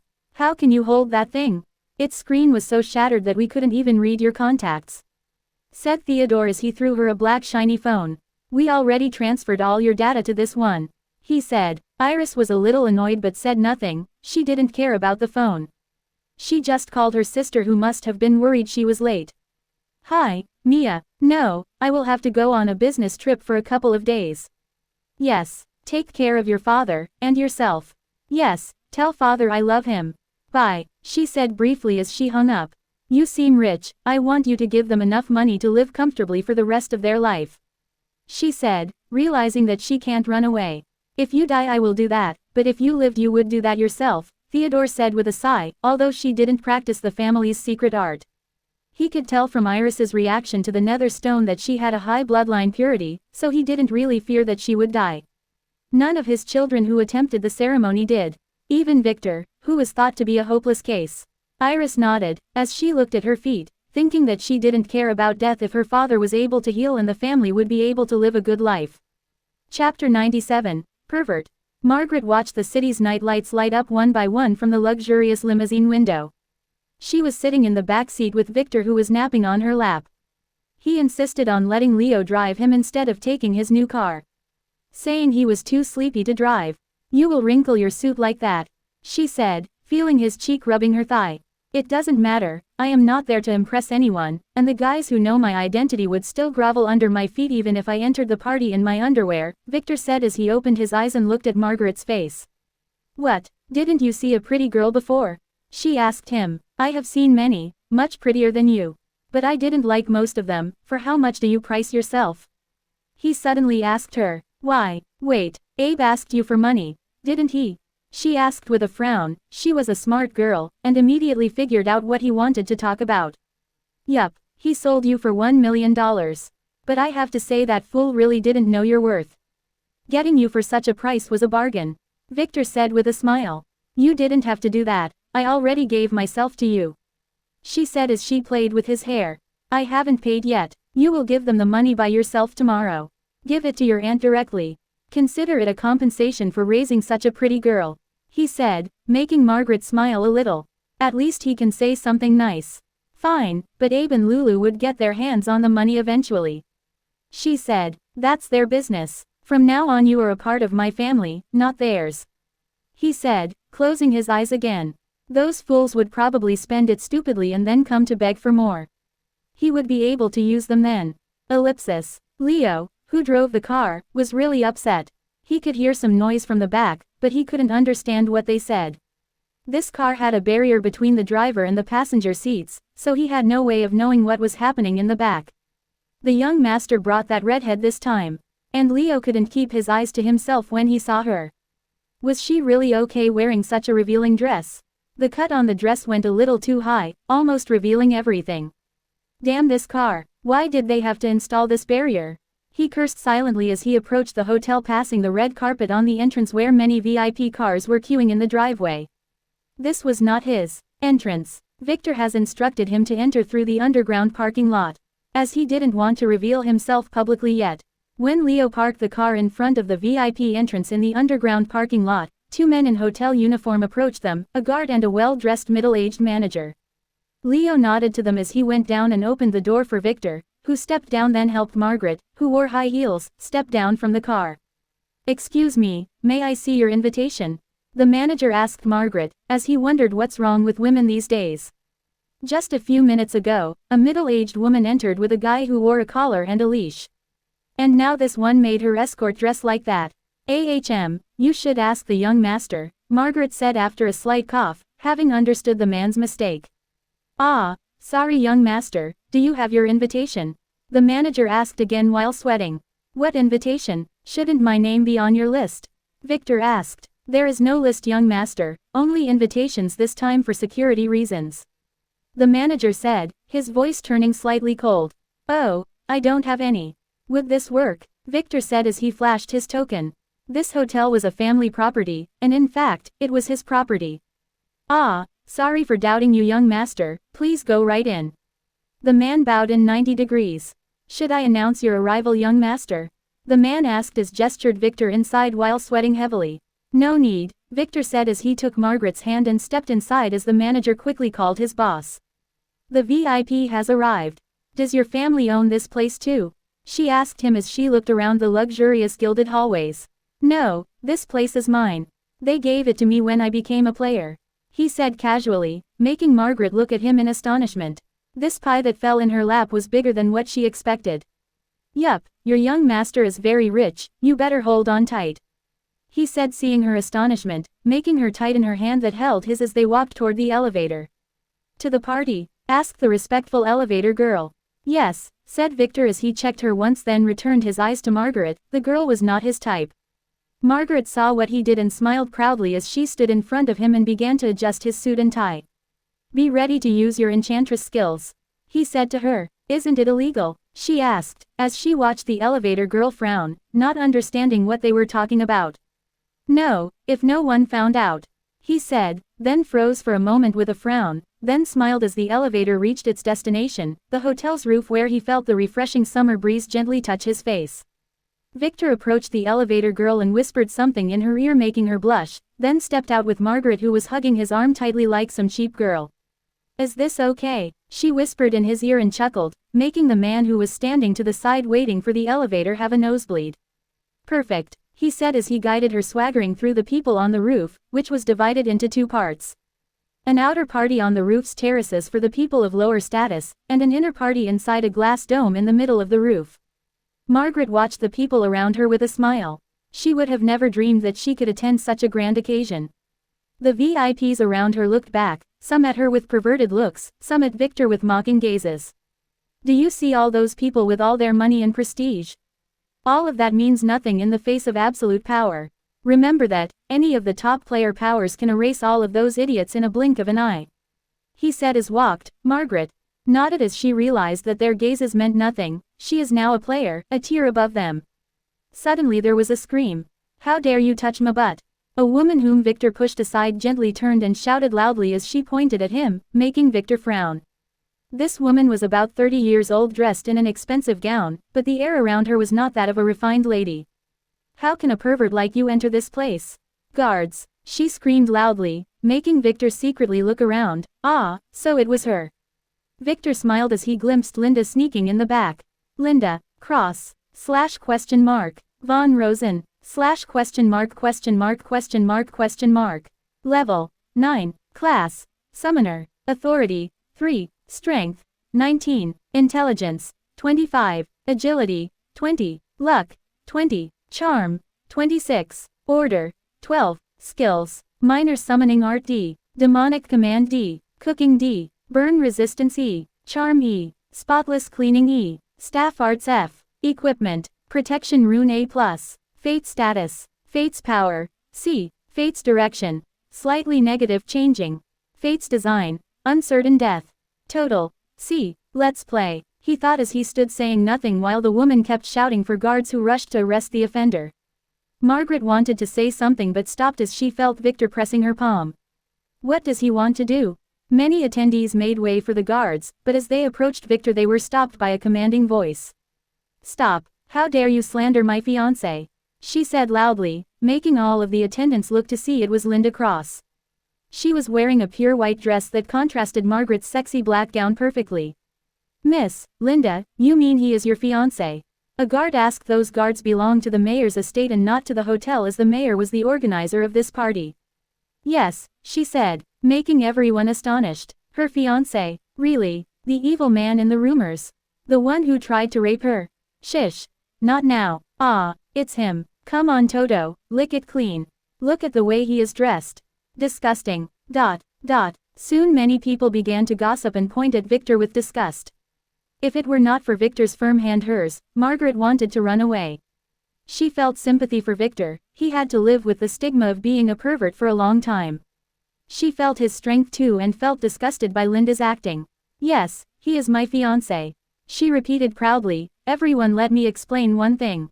Linda gracefully shouted as she looked at the people that were gossiping. All the rumors you heard before were fabricated by some people who wanted to break us apart. Victor would never do such things. She said, making Margaret want to spit on her. You are the one who was cheating on him. Miss Linda, do you mean the rumors about him attacking you?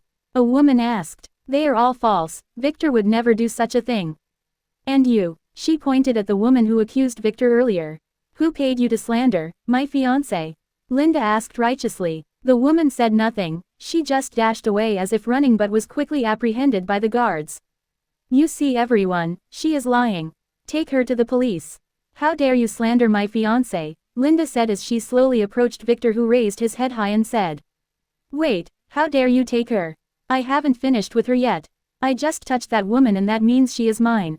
She has to warm my bed tonight. He said stubbornly, making everyone in the party flabbergasted including Linda. What the F***ck? Didn't you hear? Let her go now. Victor shouted at the guards as he approached the woman and groped her chest boldly, making her moan loudly under the shocked eyes of the crowd. He took his hand away in a hurry, then shook it as he had touched something dirty, then gestured to the guards. Yuck, take her away, it's all synthetic. This young master only deals with natural products, he said with annoyance as he turned to approach the frowning Linda. Dear Linda, I haven't seen you for a long time, he said with a dashing smile as he put his hand on her butt. I couldn't touch you back then because of my family rules. But now we can do all the dirty things I told you about, he said as he spanked her, making everyone gasp in shock. The rumors might not have been entirely fabricated. This guy was definitely a pervert. Young master, don't forget about me. Margaret, who quickly understood his plan, jumped into his other hand, hugging it tightly. Wasn't last night's action enough for you? Well, if Linda doesn't mind, I wouldn't mind letting you accompany us, he said, making Linda want to kick his balls. Is this guy acting or are his actions real? She didn't know. Baby, but I am more beautiful than her. She would never get a turn, Margaret said as she moved her slender finger on his chest, making all the women in the crowd frown and all the men drool. That won't work, she is my fiancé. And under certain lighting conditions, she might appear prettier than you, Victor said, making Linda angry. What are certain lighting conditions? Is he humiliating her on purpose? How about this, let's ask the men here, who is the most beautiful? And whoever wins will get to go first, Victor said, making Linda very furious. If this goes on, her reputation would be tarnished. She quickly grabbed Victor and whispered in his ear. Stop this, please, let's go to some private place and talk. I would do whatever you want, she said in a pleading voice. He might have fallen for it if he didn't know her. No need, you can do whatever I want here, he said as he placed something in between her breasts. As if he was a patron tipping a stripper, making the guards who were near her gasp. Linda was not a kind girl, she once plucked a guard's eyes out for looking at her disrespectfully once. Linda was very mad, but when she touched what he put there she frowned. It was her ID. Where did he get that? Did he know? Was it the reason for this play? But before she could ask him, he pointed to a man in the crowd. He was a very important politician. Who is more beautiful, my fiancée Linda or my lover here? He asked loudly. The man would definitely choose Linda, but when he looked at Margaret's eyes, he could only run and grovel at her feet. The miss here is the most beautiful woman in the world, he said, making his wife run towards him and kick his balls, then drag him from his collar. How about you, and you? Victor pointed to quite a few men in the crowd, and all of them either knelt or grovelled on the ground in front of Margaret, singing love songs describing her beauty as they drooled. The women in the crowds were shocked and furious. They knew their men were perverts. But not in public. You see, dear Linda, you will have to go second, he said, making Linda, who was still shocked about the ID, pay attention to the situation. Things had gotten way out of hand, and she could only retreat.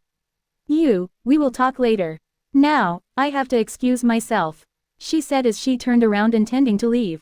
But suddenly a naked man with a paper bag on his head jumped from somewhere and pulled her gown, exposing her naked body to everyone. She was pretty, but that's all, nothing special. She screamed while covering her body with her hands, watching that pervert jump from over the roof with her gown as a parachute. A quick-witted guard quickly covered Linda's body with his uniform jacket and dragged her away as the crowds gossiped. I told you, Everyone, she is not as beautiful as my Margaret here," he said as he dragged Margaret, who exposed her slender leg on purpose. He led her to the glass dome, making Linda, who was carried by the guard, spit blood after hearing him. Ellipsis. Tom slowly glided on a wire on the roof using that gown as a handle until he reached a lower terrace, then jumped from one balcony to another until he reached the ground and dashed into the nearby woods. No guard could match his speed. Tonight he was very miserable. At first, that middle-aged woman made him enter the party with a collar, where she introduced him to her perverted friends. She made him eat from a dish on the floor and lick all of her friends' shoes. He didn't want to do it, but the contract that he signed was very poisonous. He had written it that way to compel the woman, and he had no way of getting free. He knew that he had to suffer through the night. But what he didn't expect was that one of the middle-aged woman's friends began to take some very disturbing toys from her bag. If those things were used on him, he would not be able to call himself a man anymore. They even wanted to film him. But thankfully cameras were forbidden at the party, so they postponed their plans until the party was over. He kept asking the system for help, and to his relief, it finally responded. System notice. The whimsical system understands your dilemma, however, it can't help you directly due to its whimsical nature. But there is a way. Are you ready to do anything? Tom said, yes, as he watched that woman chuckle and lick her lips as her eyes inspected his crotch. System notice, number 2. Mission. Project Pervert. Go to the bathroom, take off your clothes and wear a paper bag on your head. Then assault Linda Cross. Take off her gown and use it to run away. Rewards. You will escape, as the women would never dare to reveal that it was you. They were the ones who brought you in. The system would erase all the security tapes for you. In case of failure, the whimsical system does not need to tell you what would happen, but the system would definitely enjoy the show. Chapter 98. Definitely a pervert. Victor passed through the stunned guests with Margaret, heading to the inner party inside the glass-domed hall. Everyone was looking at him with a mix of disgust and envy. Poor Miss Linda had to marry this beast. We must find a way to stop this atrocity. Everyone was thinking. Margaret saw it clearly in their eyes. Didn't we go a little overboard out there? She asked him while wondering if that pervert at the end was also the work of Victor. He seemed familiar. Overboard? Maybe a little, but I had many reasons to do so. That woman who accused me was sent by Linda, he said. Margaret nodded. She already guessed that much. Don't worry about those guys. 90% of them live off businesses owned by my family. When they go home and think things over, they will realize that I am a true gentleman. He added. After discovering the truth about Von Rosen's method, he realized that they wanted to plant that parasite on him using Linda, but that fool messed around, and she probably didn't tell anyone. If he went to her home right now and revealed the truth to her mother, there would be a problem. They would probably make him marry Linda anyway to hide their plan from his family because his grandmother would insist on going on with the marriage. They might even make Linda incite his cousin's jealousy and create an infighting in the family. So his current plan was to make Linda hate him. Later, he would start blackmailing her to do some very dirty things, making her loathe him. Then after her family forces her to marry him, that idiot will reveal the truth by herself, not realizing the gravity of her mistake, so they would call off the marriage by themselves after that and maybe change the bride. Victor was sure that no sane woman would want him after what he did today. He wanted to prove to his grandmother and to the world that he is a pervert. He doesn't want to be thrown into another political marriage when his engagement with Linda gets dissolved. His plan was risky, and if that was his entire plan, he would have been stupid. His real purpose is very simple, just delaying the marriage enough for him to erase the Von Rosen family. He has already formulated a method, and the only thing he needs is time, and a few rare materials. Maybe he would even let Linda help him a little. She wanted to gracefully introduce herself as a virtuous wife, who defends her husband's reputation before entering the inner hall with him. She also wanted to show him that she had nothing to do with the rumors. If this was himself in the past, he might have fallen for it, but he shattered her plans by acting like that. And that move with Tom was on a whim. He didn't expect him to be here. He was sure that Linda would return to her mother and beg her to change the fiancé, or absolve the engagement altogether. And her mother would refuse. In addition to that, she will not sleep peacefully tonight. She would be very worried about the ID and would contact him herself in a few days. Maybe he would be able to milk some information out of her, but he doubted that idiot knew anything important. You can stop using your skill now, he said to Margaret as they stepped up the stairs of the domed hall. What do you mean, young master?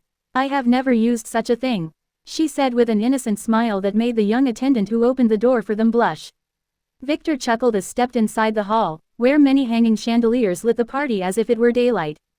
The guests inside were of a different class. Most of the people here were already aware of Victor's status or were abruptly informed by their countenances. "Young master, you are here at last." Susan came running and bowed deeply at Victor. The last time he slapped her made her aware that this man was not to be trifled with. And she really liked being the head of a company. Maybe if she licked enough he would give her more benefits. "You are here too, huh?" Victor nodded as she guided him through the guests into a deck where 3 chairs were placed. One of them was already filled by a young woman. The other 2 chairs were meant for him and poor Linda, who had no face to show herself anymore. Victor quickly went to the seat in the middle and looked at the young woman. "Hey beauty, how much for the hour?" he asked in a faint voice that half of the hall could hear. The woman was not shocked and looked at him with little annoyance as if he was a fly that happened to land on her cuff. She was considering whether to swat him or not. Her name was Charlotte von Geldstadt, one of the 5 heirs contesting for the seat of the von Geldstadt family head. This bitch was Titus's patron and the one behind the assassination attempts on him.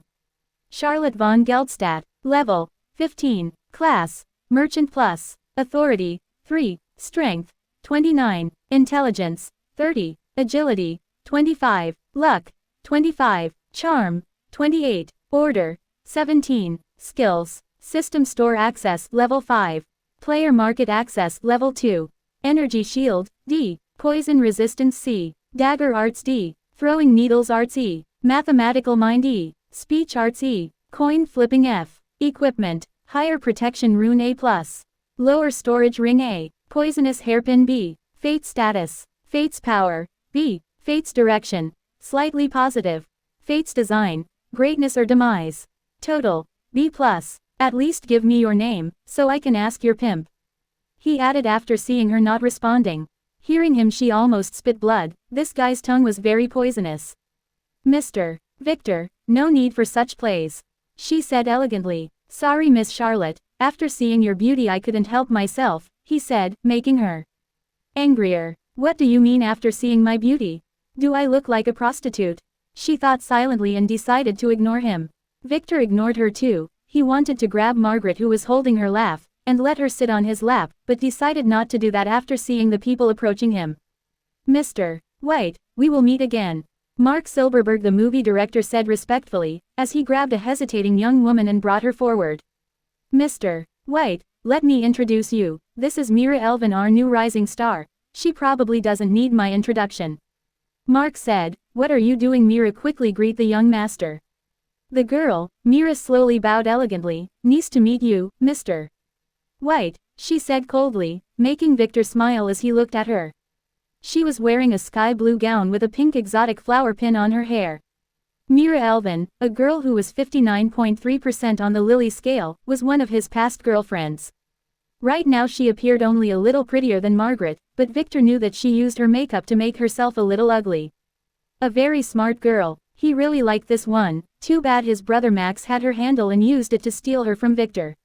And now, Victor will use that same handle to get her. This girl made him chase after her for 8 months before she accepted him to be her boyfriend, and he didn't want to do the same this time. "Come, Mira, sit on my lap and let me appreciate your beauty," Victor said, making her flinch and bite her lip, but she obeyed, and silently sat on his lap under the watchful eyes of the guests. No one was surprised, as she was just a little star, while he was her boss. Some women were a little displeased, but that's it. Margaret was a little surprised. Mira has a reputation of being a clean girl that didn't do those things. Was she secretly a slut? She doesn't smell like one. Well, at least I will have a new sister, she thought as she stood behind Victor, pinching his shoulders so that he would not forget about her. Victor smiled at Margaret, then looked at the sad Mira. Mira Elvin, abnormal status, slave weak, STR 8, in 23, luck 17, charm 30, fate E+ rising. Bloodline, a bloodline, he didn't know about that. But looking at it again, can a girl with such beauty not have something like that? But why didn't the family notice? Mira was a servant from his family. The reason she was allowed to be an actress was that her father, who was also a servant, made some accomplishments in the family. He requested that his daughter should be allowed to live a normal life at the very least. And the family agreed that as long as no one wanted her she could do that. But she was still an unclaimed servant girl after all, and if a family member wanted her he could easily take her. So she hid the fact that she was a servant, and only went to occasions like this party when she had no other choice. She knew that being an actress would be her demise, but she really liked to act. When Rex found out about her he branded her immediately. And when he finished with her, he killed her then threw her corpse at Victor. He didn't do this to take revenge on Victor but on his big brother who stole Rex's favorite girl. And Victor was too easy to bully back then. Victor silently took out his token and pointed at Mira then hid it back again. Now, no one would be able to take you from me again. The only people who noticed him were Margaret who pinched him a little harder and Charlotte who puked in her mouth. She thought that this guy was feigning being a pervert, but after she saw the way he looked at Mira she concluded that this one was the real deal. Mira, who felt the change, wanted to cry. The freedom that her father traded his hard work for was over. Now, she can only resign herself to her grim fate. Mr. Silberberg, that movie you told me about last time. I will accept to finance it on the condition that Mira and John Sigma do the leading roles. Victor said to the little embarrassed Mark Silberberg, making Mira flinch in surprise. She really wanted that role. Really, young master? That would be great. I will contact John right away. Mike said as he retreated. Susan, write it down, Victor said to Susan who stumbled as she took out a notebook from her purse. As useless as ever, how could I be so blind in my past life? He thought as he brushed Myra's familiar black hair. Thank you for giving me this chance, young master. She said softly. She really wanted to be in that movie. But she was still a beginner, and no producer would give her the lead role. I just don't want to waste your talent. You are mine anyway, he said, making her nod. She understood that this was her destiny. But at the very least he would let her act. I have to tell my agent.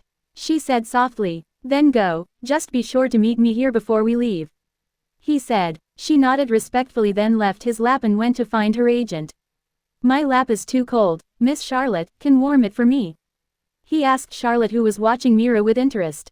Making her look at him then spit and decide to go socialize away from this scumbag. I can do it for you, young master, Margaret said from behind him. You are too hot for that, I am afraid to be burnt. He said, making Margaret chuckle. Her young master may appear to be a pervert, but she has just confirmed her guess. This guy is playing everyone. Better than Tom who only knew how to run behind women. Wah, Tom, she yelped before she put her hand on her lips, she just realized that the pervert from before was Tom. They have gone to the swimming pool together before, and she is very familiar with his entire body, she has checked him thoroughly. Tom was a pervert, but not an idiot, so why would he attack Linda? Unless, how do you control him? She whispered in Victor's ear. I will tell you someday. But not now, don't tell anyone. Victor who understood her said as he pinched her hand on his shoulder. This girl is too smart for her own good. Soon many guests began to approach Victor and greet him one by one. Most of those belonged to his family or the other families in the city. And they would not miss the chance to get to know him. If he decided to grant them some random project they would be able to get a lot of benefits. Young master, I am Lucas. The son of Alvin, the CEO of White Investments. A young man finally came and bowed to Victor. He was trying really hard not to look at Margaret. Victor quickly realized that he was the piece of shit that trapped Iris, so he looked at him with a smile. Oh, Lucas, my sister told me about you. Victor said with a smile. Ah, really? Lucas was surprised not knowing what to say. He didn't know who that sister was, but he was handsome, and many young girls were fascinated by him. Yes, too bad she was a little busy. She would definitely be excited when I tell her I met you. Maybe you would get to have a private meeting with her when she returns. Victor said, deciding to leave this idiot for Iris to train her hand. That would be my honor, young master. He said with a smile, not mentioning anything about his big brother Malcolm who was sent to another city.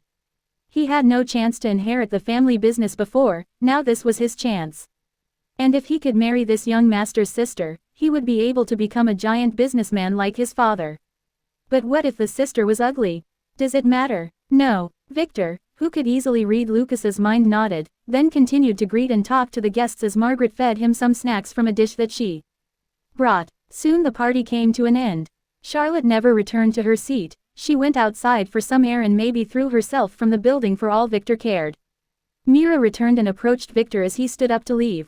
Young master, do you need me to accompany you tonight? She asked, keeping her face down. Victor knew that she didn't want to go with him. In his last life, it took him a lot of effort to get her on his bed. No need, I will be leaving the city tomorrow morning so I don't have time. I just wanted to give you my number, he said as he took her phone and sent some things to it. The first is my number, while the second is my butler's. If you need anything, call him, Victor said, making Mira raise her head and look at him with surprise. Wasn't he a pervert? Don't look at me like that. Your turn would come, but I didn't finish eating Margaret yet. And I want you to move into my mansion, but that would have to wait until later as far as I know you will be busy filming out of town. He said with a smile, making her nod. Did he investigate her schedule? Do you have a ride? He asked her. Yes, my agent will drive me, she said. Take care of yourself, he said then spanked her on her butt. She yelped in surprise. Let's go, he said as he turned to face Margaret holding her hand and leaving the hall. Mira stood there stunned, looking at him and rubbing her butt. He was definitely a pervert. Ellipsis. Linda silently entered her house just as her father was leaving. He glared at her and left without saying anything. She sighed and headed towards her mother's study room and knocked on the door after she adjusted her newly bought clothes. Get in, Amelia von Rosen said, making Linda open the door slowly to enter the study then stand silently waiting for her mother to speak. I already heard that Victor was probably taking revenge on you, Amelia said. Mother, do you mean he knew that we were the ones behind the rumors? Linda asked with a frown. That's uncertain, he might be a real pervert. In the morning, he was seen taking his maids to go shopping. Amelia said, no matter what, this marriage has to go on, she added. Mother, but he hates me. He humiliated me at the party. I am sure that guy, in the end, was sent by him as all the hotel's cameras happened to be broken when we asked for the footage. Linda said, oh, that's better. It means he has the brains, maybe he will be able to get a good position in his family in the future. Amelia said, but, can't we change the groom? Linda wanted to argue. I will not repeat myself, you have to marry him. And make sure not to sleep with him before the wedding night. As I told you before, your virginity is important for our plans. Amelia said, you can leave. She added as she flipped a document on her desk and began to inspect it, missing the frightened look in her daughter's eyes. Yes, Mother, Linda said as she escaped the room. Shit, I am screwed. What does she mean as I told you? That bitch tells me nothing. Linda cursed. If Victor really knew what she did and told her mother, she would be punished heavily if they check on her, they might even kill her. Wait, she quickly went to her room and dialed one of her friend's numbers. Hi Cuckoo, it's me. Last year you told me that you had an operation to restore your virginity, do you still have the doctor's number? Chapter 99, Plans. Q was not a man, she was a stripper. The man said to the bartender, who nodded, then quickly handed the man in black a folder after looking carefully to his sides, making sure no one was watching him. Victor White, I will take it, the man said after taking a look at the folder, then he stood up and headed outside of the bar. Ellipsis. It was 11 p.m. When the fancy car stopped next to the mansion's door, Leo hurried and opened the door for Victor, who lazily stepped down then helped Margaret down. Be here tomorrow morning to drive me to the airport, Victor said. Understood. When would the young master return? Leo asked as he sneaked a quick glimpse at Margaret. Damn, she is hot, he thought. Undecided, I will call you to drive me when I return, Victor said as he entered the mansion with Margaret, who began to look around. She didn't get a chance in the morning. Would this place be her home from now on? You will sleep here tonight. Tomorrow morning you will go back to your aunt's house to pack your things and give them the money. Victor said. Understood. Would the young master need special entertainment tonight? She asked. She was looking forward to this. Unfortunately not, I have to sleep early, he said, disappointing her, while opening his arms to hug Lily, who threw herself on him. Young master, you were late, Lily said as she sniffed around his body. Two women, one was Margaret, the other was new. Bad young master. Yes, I had to talk to a lot of people, let's go inside, he said as he hugged Lily and Margaret and entered the mansion. The twins and Hilda, who were waiting for him, quickly greeted him per protocol. Should we serve you dinner, young master? Hilda asked respectfully. No need, I already ate. Did you and the girls have your dinner? He asked. No, they were waiting for you, Hilda said. Then prepare a grand dinner for all of us.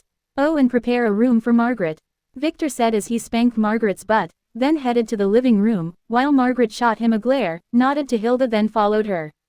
Victor quickly found a seat on a comfy sofa in the living room, then gestured for Lily to sit next to him. Tomorrow I will have to return to the family's base, and you will come with me, he said as he laid his head on her lap. Ah, is there something wrong? She asked him. Many things. I have to go save Arya, he said, then began to tell her the story of what happened today after he left them. Ah, so Arya is not your big sister. Are you sure you have a way of saving her? Lily asked with concern after hearing his story. She wouldn't really hate Arya. That girl was a little stubborn, but she was good to the young master. Yes, and it's thanks to Margaret, he said, then turned to the door. You can stop hiding now, he added, making Margaret, who stood near the doorstep, get into the room and sit on his other side. So you are going to leave me here alone? She asked him. You are not alone, I want you to get to know everyone here. They are your new family, he said with a smile, refusing her request to join him. Margaret, it's not that the young master hates you, but that place is very dangerous. You don't know their rules. If you went there you might put the young master in danger if they found a way to set you up. Lily explained to Margaret why Victor refused her. I understand. Margaret nodded. Don't be sad. Once you become strong enough I will take you there to seduce all those old geezers. I really want to see them grovel under your feet, he said with a smirk, making Margaret lighten up. After a while, Mana entered the room. Young master, the table is set, she said politely. Let's go eat, he said as he jumped from the couch and headed to the dining room, where the girls and Alex were seated around the table. Thank you for the gifts, young master, Theta shouted at him, as he sat at the head of the table. Victor smiled and nodded as he glimpsed at Lily who sat next to him. It seems she bought them some gifts in his name. Not bad. Everyone, I need to tell you a few things, he said as he took a bite from a piece of bread, announcing the start of the meal. The girls would not dare eat before he does. First, this is Margaret.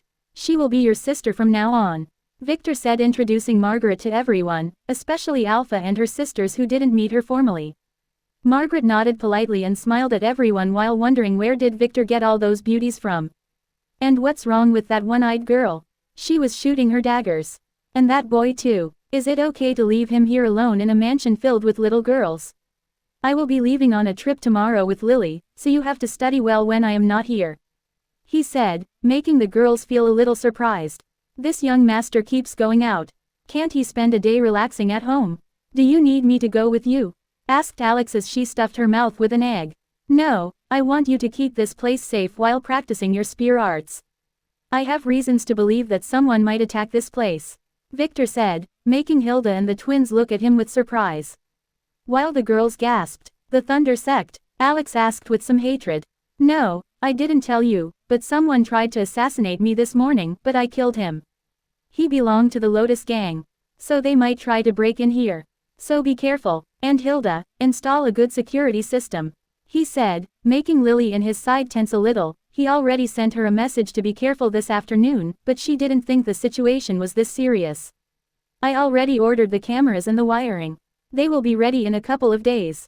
Butler Kai has already contacted me about those, said Hilda, making Victor nod. Good, that's all for now, he said as he stood up. You continue your meal. Alpha, you follow me to the study, he said as he headed out of the room. Alpha nodded, then put down her fork and quickly followed after him while whipping her mouth with her sleeve. When she entered the study, Victor was browsing one of the magazines on the shelves. Garbage, he said as he threw it on the floor. Your first mission is to buy some good books and fill this place. Put those magazines in the basement. They will fetch a nice price after a few years, he said as he looked at Alpha, who nodded while wondering if this was the reason he interrupted her dinner. The other mission must be completed tomorrow night, he said as he took out the Oris jewel and gave it to her. Use this. Infiltrate Baron's brothel, then assassinate him. I will lift all the restrictions on your power, he said, making Alpha's eyes shine and get sharper. He may be stronger than me, she said as she smiled. Your power is enough to kill him 10 times, but he is very elusive, so you should take Alex with you. Make sure to erase all your traces, though. And take care of Alex, that idiot is a magnet for trouble, he said, making her nod. Oh, and Baron has a few things that I need you to get. The first one is an empty book he keeps somewhere in his office and a pen that he always holds in his inner pocket. Victor said. Understood. Any other requests? She asked while thinking about how to sneak into that place. You can use all the treasures in the basements. Just make sure to not leave a corpse. Victor said. You can go and continue your dinner. He added as he sat down. Do you mind if I find some new sisters to join us? She asked him. That won't work. All the girls there has a slave tattoo. He said. Baron has a private seal. But I may know a way to rebrand it, as it's probably a low-ranked one. She said. Oh, I still can't trust them. Take some cash from the basement and build an outside base. This would be your private team. Don't tell the girls anything. We must keep our identity a secret. Victor said. Alpha nodded, then left the room. A few seconds later, the twins entered. Did you make your decision? He asked them with a smile. They didn't answer, they just went to him and sat on the arms of the armchair, then kissed Victor's face from both sides before they stepped down and ran away with a blush. Victor was stunned for a second, then chuckled. Those two are interesting, he thought. Now, he should get things ready for tomorrow. Too bad he couldn't find the time to get Nick's dead soldiers. Knowing that pervert, all of those 41 would be pretty girls. Now he must focus on saving Arya. Despite her cold behavior, she held a very special place in his heart. In his previous life, she was one of the few who supported him before and after the family kicked him out. He still remembers how she stood up for him when his brother John came to Vane City and tried to humiliate him. Too bad that the truth about her was discovered when the family decided to screen all the DNA of all heirs after a spy was found. She was killed immediately after interrogating her. All 17 false children were. This was a very disgraceful event for the family. Victor only knew about her a few months later from his big sister. As he was forbidden from interfering with the family's business. This time he has something that his grandmother would really want. But what should he ask for in addition to Arya? A light knock on the door brought him back to reality. Come in, he said, making Lily enter the room with gentle steps. Young master, it is already late. Should we head to bed? She asked. Did you eat? He asked. Yup, she nodded. Then, let's go, smiled Victor as he held Lily's hand and went to his room. Ellipsis. At this time, in a well-lit room on the second story of the servants' building, two girls were arguing. That was so embarrassing, Mana said as she covered her blushed face. This was your idea, Mina said as she spanked her sister's back. I just wanted to tease him, Mana said. So can we warm his bed tonight? Mina asked. No way, I am too embarrassed to look him in the face. Mana replied. It's all your fault, Mina said as she touched her lips with a smile. I will go anyway, she added as she left the room. Her sister took a deep breath, then quickly followed, only to run into Margaret, who wanted to have a night chat with them. Where are you going? She asked as she looked at their blushed faces. To the young master's room. Mina quickly whispered in her ear. Ah, that bastard just refused me, Margaret said. Don't get him wrong, he still can't lose his virginity, Mana said, then proceeded to tell her about their talk with Lily, and how he only let them warm his bed and didn't do anything beyond that to them. Ah, so that's it. What a bummer, Margaret said. Come on then, I will also be his pillow tonight, she added as she dragged the blushing twins to Victor's room. Chapter 100. A True Gentleman. When Victor woke up in the morning, he was surrounded by girls. Other than Lily, who was snuggling in his arms, Margaret was hugging him like a monkey from the back, and the twins were sulking on both sides of the bed. Last night, he pretended to be asleep and ignored them when they sneaked in. He seemed to have dozed off when they were fighting about which one of them would hug him from the back, as Lily was occupying the front. It appears that Margaret won. He slowly sat down, then pinched Margaret's arm. She was still clinging to him. Ah, she said as she clung a little harder, while Lily slowly woke up and sat up, yawning and stretching her delicate arms before looking around in shock. When did they get in? Last night she slept very peacefully in her young master's embrace. How can she be so careless? She wondered, not knowing that. Victor hid the girl's presence so that Lily's sleep would not be disturbed. Good morning, he said to Lily, and the twins, who didn't look very happy. They didn't get to hug the young master. Good morning, young master, the girls replied, as Mina jabbed Margaret's back with her bare foot. Hateful slut, how dare you monopolize the young master's back? Good morning, young mastia, Margaret replied as she yawned and let go of Victor, then crawled back into the blanket while closing her eyes. She returned to sleep. Go wash up, prepare something for me to wear, then go prepare some breakfast. Victor smiled and said to the twins as he shook his head. Let her sleep. Shall we wake the others? Mina, who was blushing a little, asked as she looked at the clock. It is still 5 a.m. No need. I will go take a bath, then down to the basement. Call me when you're done. he said as he jumped out of bed, grabbed a towel then entered the bath. Followed by the barefooted Lily, who shot the sleeping Margaret a nasty glare. Ellipsis. When Leo reached the mansion it was 7 a.m., and Victor was hugging the girls goodbye one by one in the doorway. Damn it, how many girls does he have? Leo cursed as his eyes began to take the girls' measurements. Wow, that short one has a nice figure. Victor didn't care about the drooling driver, he just made sure to hug everyone, including Alex, who was a little flustered. I am a guy, young master, she said with a slight blush. I told you before, I don't discriminate, he said before he turned to Margaret. Go with Alex and take my car to your aunt's house. Be careful, he told her, making her nod with some embarrassment. She was really sleepy in the morning. Oh, Alpha, I left some instructions for you in the basement, you might need to buy a few other things, but it would make your mission a lot easier, he said, making Alpha frown a little then nod. Finally, nodded at Hilda then took Lily's hand, and climbed into the car. Go, he told Leo, who nodded professionally and started the engine after giving the girls a final inspecting look. Goodbye young master, Theta screamed at the moving car as she waved her hand followed by the other girls. You really like him, don't you? Alpha asked her little sister with a glare. Yup, I think the young master is very generous and handsome. He is a true gentleman, Theta said, making the twins nod while Alpha shook her head, brainwashed fools. Ellipsis. The girl was cursing while driving her damaged red sports car. Yesterday was the worst day of her life. First, she didn't get the dress she wanted at the store because some girls beat her to it. So she lost the bet with her friends and had to drive them to the party. So she got there late. Then, just as she wanted to park her car, some naked jerk jumped from the hotel's balcony and slid his naked butt on her front window, making her lose control and hit 3 other cars. The bad luck didn't end there.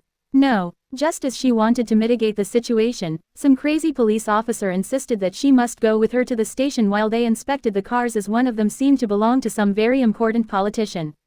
After spending the night at the station she just came out and got her car back. Damn, what bad luck. She cursed. She really wanted to attend that party. While driving she noticed that in the SUV in front of her there was a familiar face. Yes, it was that veiled girl from the mall. Should she bump their car? She was tempted but decided not to do that. At such speeds, such action is very dangerous.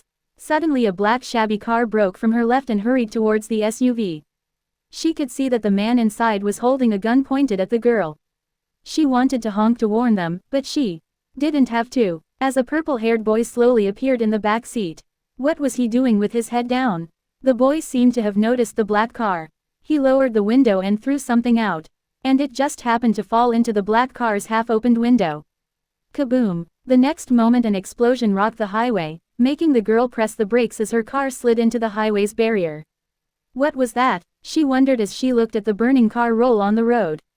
The SUV never slowed down. Ellipsis. When the car reached the airport, Victor didn't wait for the scared Leo to open the door for him. He opened it himself and jumped out, followed by a vigilant Lily. Take care Leo, Victor waved to the Boeing Leo, as he entered the airport and headed to the VIP section where he flashed his token and was immediately guided to the private runway. When Victor entered the plane his father was sitting inside on a leather chair while Iris was seated on the opposing seat, with her back to the airplane's door. Sorry I am late, father. Victor saluted respectfully, making Iris look back and smile at the sight of Victor. It's okay, you are on time. Sit next to me, and let Lily sit beside Iris, Theodore said as his eyes began to inspect Lily, making Iris a little curious. No need, said Victor as he sat beside Iris, then let Lily sit beside him on the same seat. Young master, this is against protocol. An air attendant warned him. This young master is the protocol, he retorted, making his father chuckle, and the attendant back away. Her job was just to warn him. Did you sleep well last night? Victor turned to Iris and asked her. Ah, yes. Thank you for saving me yesterday, she said feeling a little shy. Last night, after her father went to sleep with Luna, she didn't know what to do and wanted to go out for some fresh air, and maybe try to escape this nightmare. But was stopped by George who invited her to drink a specially brewed cup of tea in the kitchen, where he explained to her many things that her incompetent father didn't. One of those things was how dangerous that thing that attacked her was. According to George, Victor managed to do an amazing thing. As those ethereal demons are usually very persistent and like ghosts, they are nearly impossible to kill. It's okay, I am your little brother anyway, Victor replied with a dazzling smile, making her blush a little more. That reminds me, said Theodore as he coughed, then gestured to the air attendant to leave the cabinet before taking a tablet that was near him and giving it to Victor. This was in the recording you got yesterday, he said, while Victor took the tablet and watched the recordings with Lily and the curious Iris. It was early morning in the recording, and a woman, Carla, was busy putting on her bright lipstick when the air shimmered and black lines began to appear in her office. Carla panicked. Why, she screamed, I did as you told me to, she said again as she backed away while the same demon that attacked Iris materialized out of thin air. Carla slowly backed away until she reached the office's balcony as the demon approached her and they went outside the frame. A scream was heard after that. Carla fell down. We don't know if it was the demon who pushed her or she just slipped while escaping, Theodore said. Was that my mother, the one who gave me away? Iris asked with some fear. Yes, Theodore nodded. Iris didn't feel sad, maybe because she didn't know Carla, she even felt a little ashamed for thinking that Carla was some vain woman. That was the impression she got of her. Will that thing haunt me again? She asked. Theodore didn't know the answer, but Victor did. It will not. That demon was after your mother's soul. And you were just collateral damage. If those things were that easy to summon, whoever controls them would rule the world. Victor said, making his father and George, who just entered the cabin, a little surprised. Then how did they summon it? Asked Theodore. It is a cursed contract probably. Carla approved of giving her soul to that thing if she ever failed her mission. It must have been something like that, but I am not really sure. Victor said. Theodore didn't ask Victor where he learned that. He just nodded with a smile. His son has become an adult, and he has the right to keep some secrets. Now, I will ask my father to excuse me, as I didn't get enough sleep last night, Victor said as he stood up, then dragged Lily to an extendable chair on the back. Theodore chuckled and said nothing while Iris was shocked. Her brother was a real pervert. Is he going to sleep with that girl here? She wondered as Victor pulled a blind that hid what was happening on that chair. Are all the family members perverts? She asked absent-mindedly. Yes, it has something to do with our bloodline, Theodore answered, making her feel surprised. That bloodline, I heard you talk about it repeatedly, what does it mean? She inquired. We don't really know, said Theodore, all we know about it is that it grants us a long life.